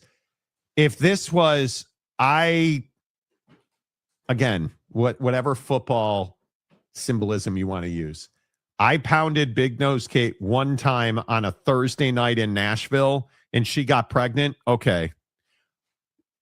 Versus we had a reported 6-year affair relationship and I fathered kids by her. That doesn't change the math. He doesn't get, if it was a one night stand, he had a kid with her and he refused paternity or wouldn't pay or wouldn't support. Okay, that changes the math. But second of all, I watch a lot of Maury Povich. These kids look like her husband. Neither one of these boys look like Mike Vrabel. And I'm a Maury Povich expert. Even though Buddy's name is Mike. The lie detector test determined that was a lie. And I just want to ask, hey, douchebag, nice stars on your shirt. Like, how are you staying with Diana Rossini? She had a long-term loving relationship with a dude that you're never going to measure up to. And let's suppose you're right. Let's suppose she is devastated. Let's suppose that she's dealing with emotional trauma. You as her husband, now that you know she's been cheating on you and stepping out, you're now watching her grieve and you're supposed to show up for her for that? That's incredible, dude. What? Yeah, I don't believe for any second that Diana Rossini slept around the NFL. No. I think her and Mike Vrabel were in love. Yeah. Honestly, this is the picture that's really difficult to get past because she's got kids and a husband and a family, and she was gallivanting around the country with Mike Vrabel for 6 years, and they weren't trying to hide it. Yep. You put your family behind Mike Vrabel, dude. That's on you. This right here is not you trying to hide your relationship with another man. That's the hard part. If you're her husband, they weren't trying to hide it. And then they tried to hide it at an exclusive Sabona resort and got outed for it. That's the thing that's hard to comprehend. Yeah. Monty, assuming the big hands thing means Star shirt can't measure up to Mike. Well, long fingers. Ho ho. I was going to make a joke about the kid. The kid should have been wearing a Patriot hoodie, but I didn't want to take it too far. You know. I don't even know if he's a nice guy or not. But you can't wear a denim shirt with stars on it and have me call you a nice guy. Sorry if you're offended by that. Yeah, that shirt sucks. And why are they Philadelphia fans? Jesus. Are you kidding me right now? Yeah, you guys, can you hit the like button, please? I got reamed by Marcus yesterday because I didn't say hit the like button enough. Again, we've had over 1,000 views and we only have 31 likes. Dude, hit the damn like button. How hard is this, bro? Come on. You understand that we should be getting like 400 or 500 likes a show, not 30. And I'm terrible about saying hit the like button. What about Rossini's husband? If that was Mike's kid and she made him believe the kid was his, wow, yeah, dude. I don't believe they're Mike's kids. Yeah, they look like Buddy, not Mike. They look like Buddy, her husband. Yeah, I watched a lot of Jerry Springer shows. I know what jawlines look like. So, there's a Jerry Springer reference. Right. Yeah. I don't know, man. That's what I'm saying. The great, wrap a ribbon around this thing question. How many days in a row are we going to have more stuff come out. That's the thing that I think is really, and that's the thing that's hard for me to be like, yeah, it was just a rando Patriot fan. Like, okay, if it was a rando Patriot fan, why does stuff keep coming out? And why, like, I understand the boat thing was TMZ and now TMZ's all over this, so that's not helping you. But I don't know, man. I've never really bought that. That never really felt like the right thing, even though, that was reported as a fact that it was a Patriot fan or whatever that just happened to see Mike and didn't know it was Diana. Like, that just never, and I'm probably wrong. You've never but it just bought tracked. into that. I've just You've never bought into into that, dude. that. It just feels more intentional than a random happening. Yeah, you happen to think it's one of Vladimir Putin's drones that, wander off course and stuff. Right. If Rousini and Vrabel did not care enough about their spouses to not cheat, they should have for their children. Totally agree. Their kids will never get over this. It's not hard to communicate needs. You can actually have your cake and eat it too if you're honest and communicate your needs. But then why get married? I'm a different cut of dude in all seriousness. I love my wife. I love our life. I love our relationship. I don't think about affairs. I don't. It just is not one. I don't know who has time for this shit. Oh, coaches who fly around the country and don't work during the summer and spring on a full-time basis. Those guys do. And reporters that see him during the season for an assignment. Oh, those guys do. But on the regular, dudes like us, like, who's got time for this? When would I, during my day, those of us that our alarms go off at 3:45 after we saw Rick Ross until like 10 o'clock last night? Who's got time for this? Yeah. I'm 53. I'm sure I could work it out, but who's got time for this? This is Stefan Diggs. This is the Diggs thing yesterday, smashing the chef. And now we've graduated to Tyreek Hill, oddly enough. Who's got time for this? I ain't got time. You're a multi-gazillionaire as an NFL wide receiver, and you're smashing your personal chef to the point where she accused you of heinous physical assault? Who's got time for this? Reason 841 that I don't have sympathy. You've got money. You've got time. You've got everything you could ever want in life. You chose to cheat on your wife. You chose to cheat on your husband. Bezos cheated, but never did it in public. He paid his ex multi-billions, and we forgot all about it by now. Yeah. Yeah. And then there's Buddy from Microsoft who was on Epstein Island, allegedly. Yeah. And factually cheated on his wife with his assistant. And then tried to get his wife STD drugs. We don't know the dynamics of their relationship. Mike and Jen could have an open marriage or hall pass situation. Yeah, it doesn't feel like that. Yeah, I would agree. It doesn't. Why is he going to counseling then? Yeah, why? Well, he didn't actually go to counseling. He went to the airport in his house in Park City. But yeah, why did he go to counseling? I'm sorry, tale old as time. This is a trap all people can fall into. Don't put yourself in situations for feelings to develop and evolve when you're married. Well, yeah. Yep. I would agree with that. Who cares? Their business, and this ain't the view. I think a lot of people care. A lot of people. Definitely wasn't an outright with little Mikey Jr. Do you guys really think that her kids are Mike Vrabel's? I don't know about that. Yeah, I don't know. It's hard to say. It's possible the timeline adds, but that doesn't mean it's true. Ooh. Can Big Nose Kate ever be a reporter again? Yeah, for her own outlet. Not for the New York Times or an outlet on that level. Yeah. Yeah. She won't do reporting. She will do spoken word. That's what she'll do. Not my way. Hell, I don't even cheat during dreams. But if both are consenting to have an open relationship, so be it. I don't understand why Mike Vrabel. I understand to a certain degree, why Diana Rousini can't work for the New York Times. Okay, totally get that. Mike Vrabel, there's no reason he should be fired. And Drake May supports him. Like, Drake May repeatedly coming out and supporting him is pretty amazing. Yeah, we're here for Coach. We love Coach. What he does for us, what he's done for us this past year. You can't speak into words, and just thankful he's our head coach, and know he's doing some stuff off the field and out of the coaching world. But we're here for him, and I know he's going to come back. It's so cavalier. It's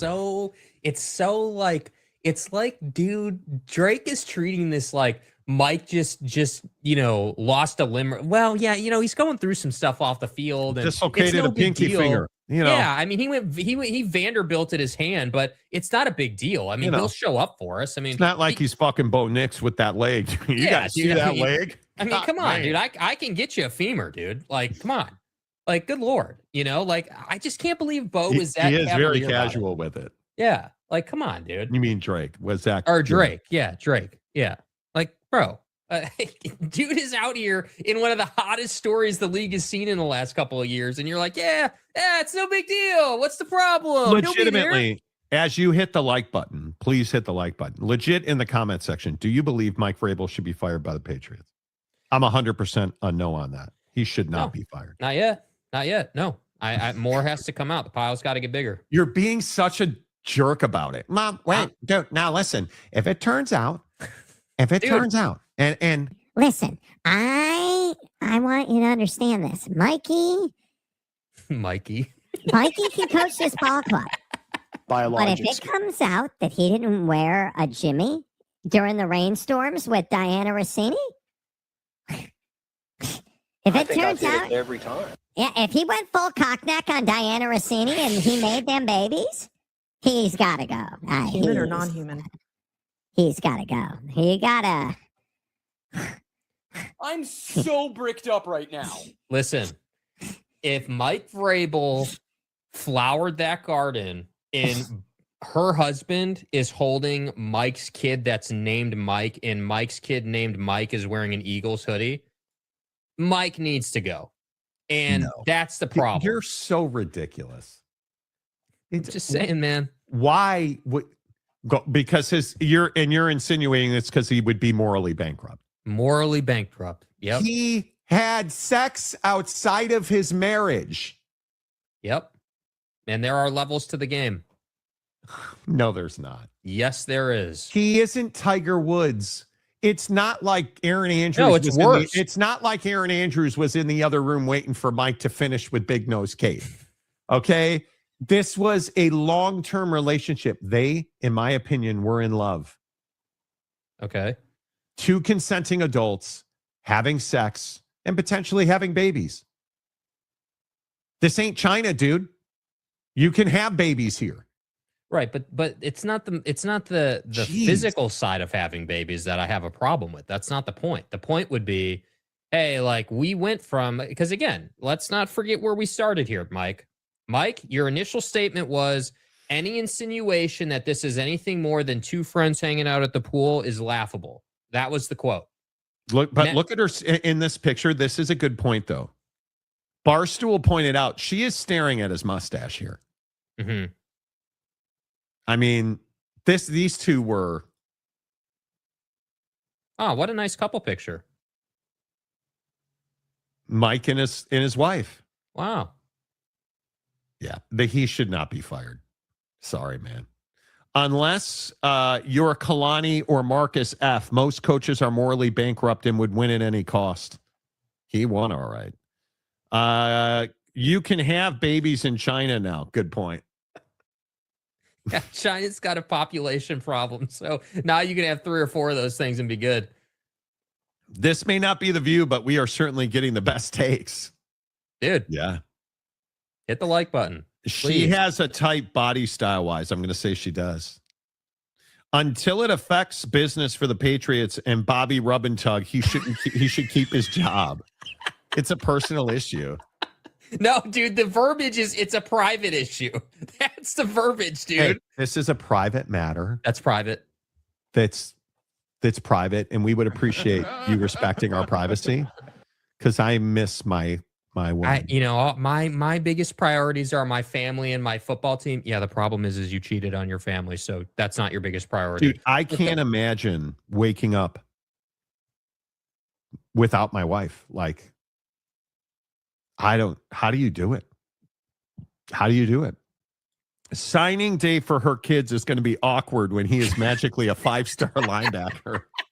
Family. Hey, isn't that Michael Rossini? Yo, Big Nose Mike. This is Lane Kiffin. You want to come to this to Baton Rouge, dude? Like, Can you come bring on. your mom? Also, can you bring your mom? Good Lord. Sergeant Green. Well. Now we know why the Browns got rid of him as a coaching and personnel consultant. Good job on the Browns for taking the moral high ground. Yes, this is sarcasm just in case. Yeah, I can't have Vrabel and the Washcloth King in the same franchise, you know? Unbelievable. Yeah, bro. Unbelievable. Mhm. Like, I don't even know. Yeah. Yeah, I don't even know. You know.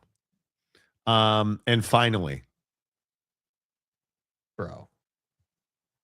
Jake, are you going to take a cruise? I heard you're looking for a Viking River cruise. Man, dude, I'm just, so let me get this right. Monday it came out that, what is it called? Hantavirus or whatever? Hantavirus is infecting a cruise ship and people are dying and can't get to the dock. And it's the same thing as what we had 6 years ago with a certain individual happening. Now it comes out yesterday evening that a Disney cruise was raided by ICE and other government entities that are acronyms Cash me outside. Yeah, because there was apparently a pedophile ring bust on a Disney cruise. That included Disney employees. Bro, like, why are we taking cruises? I just, there's nothing redeeming about it. There's nothing good about a go around the world on a boat and hang out with these people for like a month-long cruise, bro. I like, you want to take a little riverboat situation and that's like a 3-hour thing. I'm all good with that. But these $42,000 hotel rooms that you're buying on the Amex Black Card, yeah, dude, I'm not doing that, bro. Nope. I'm sorry, man. I'm not.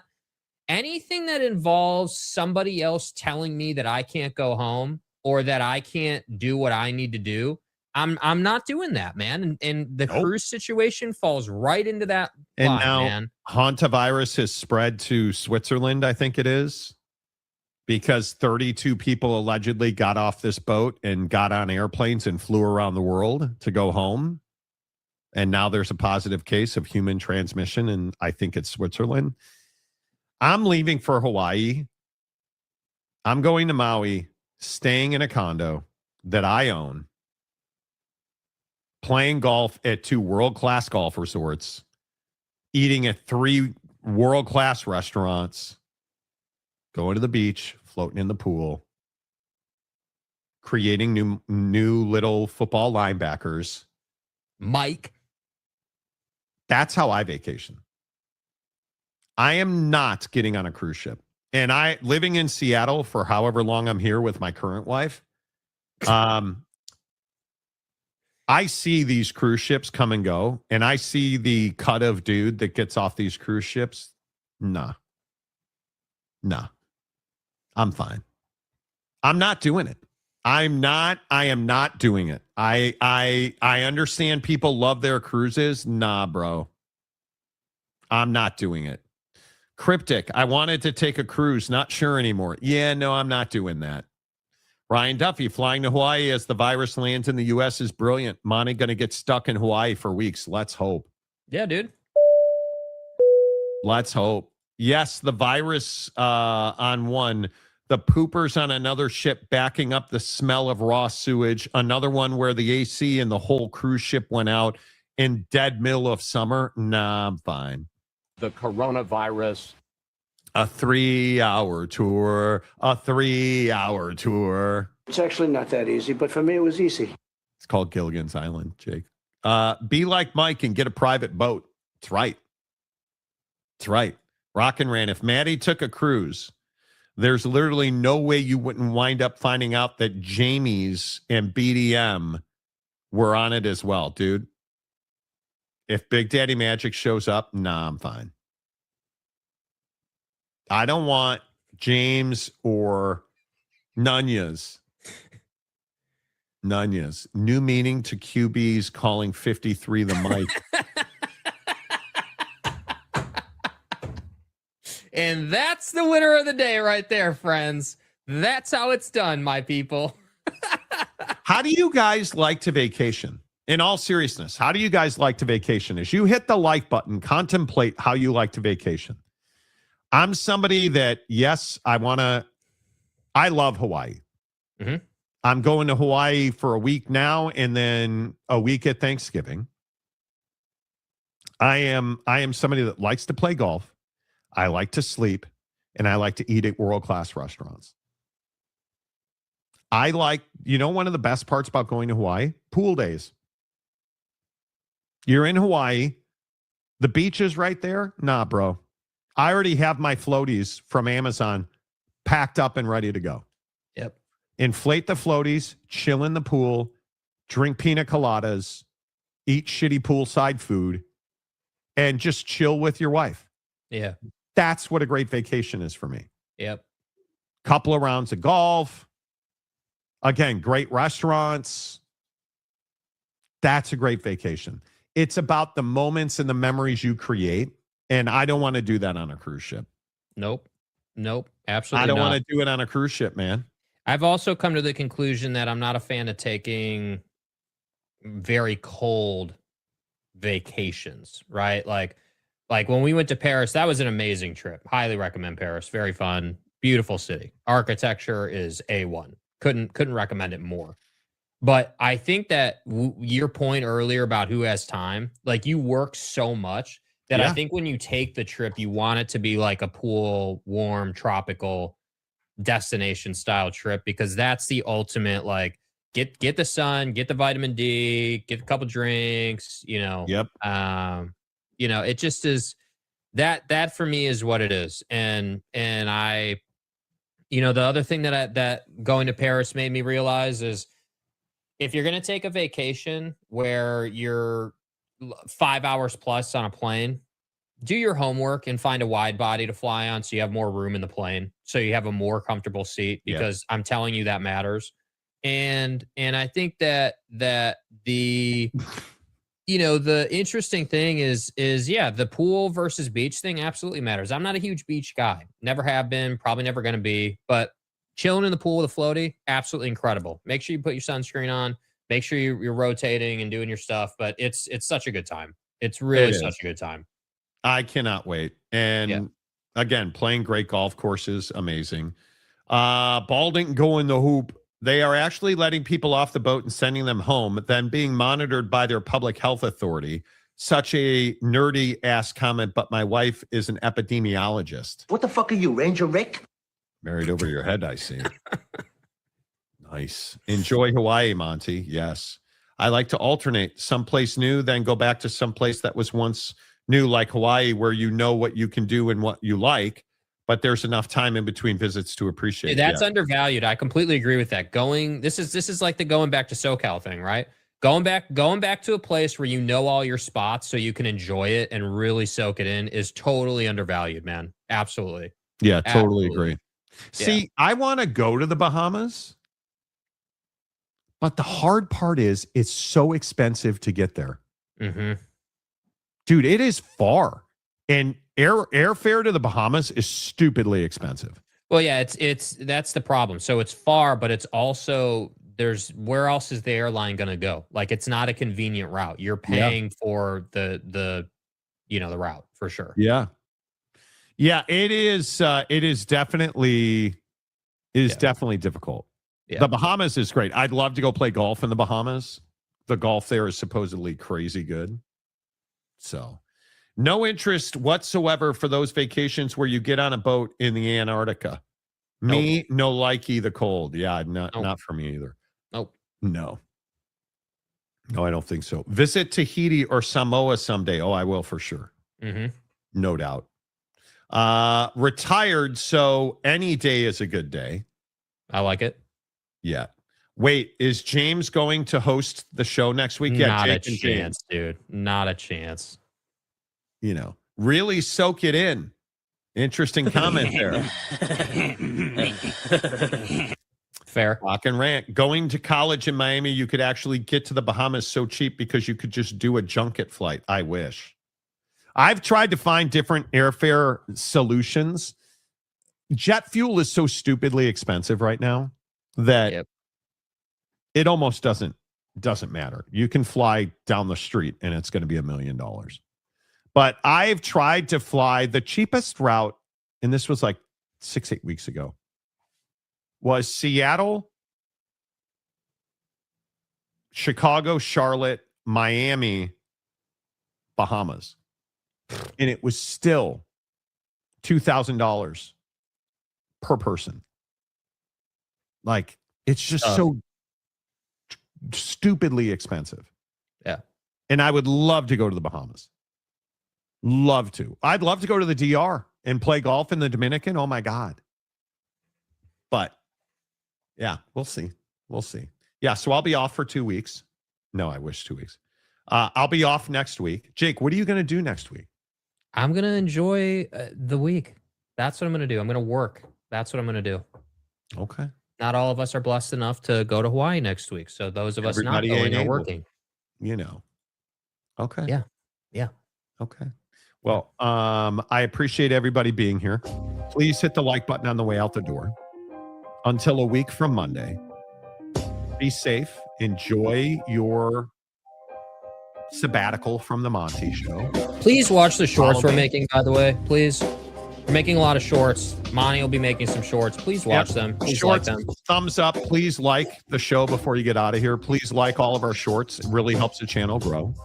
Until a week from Monday, the Monty Show is always presented by the Advocates at theadvocates.com.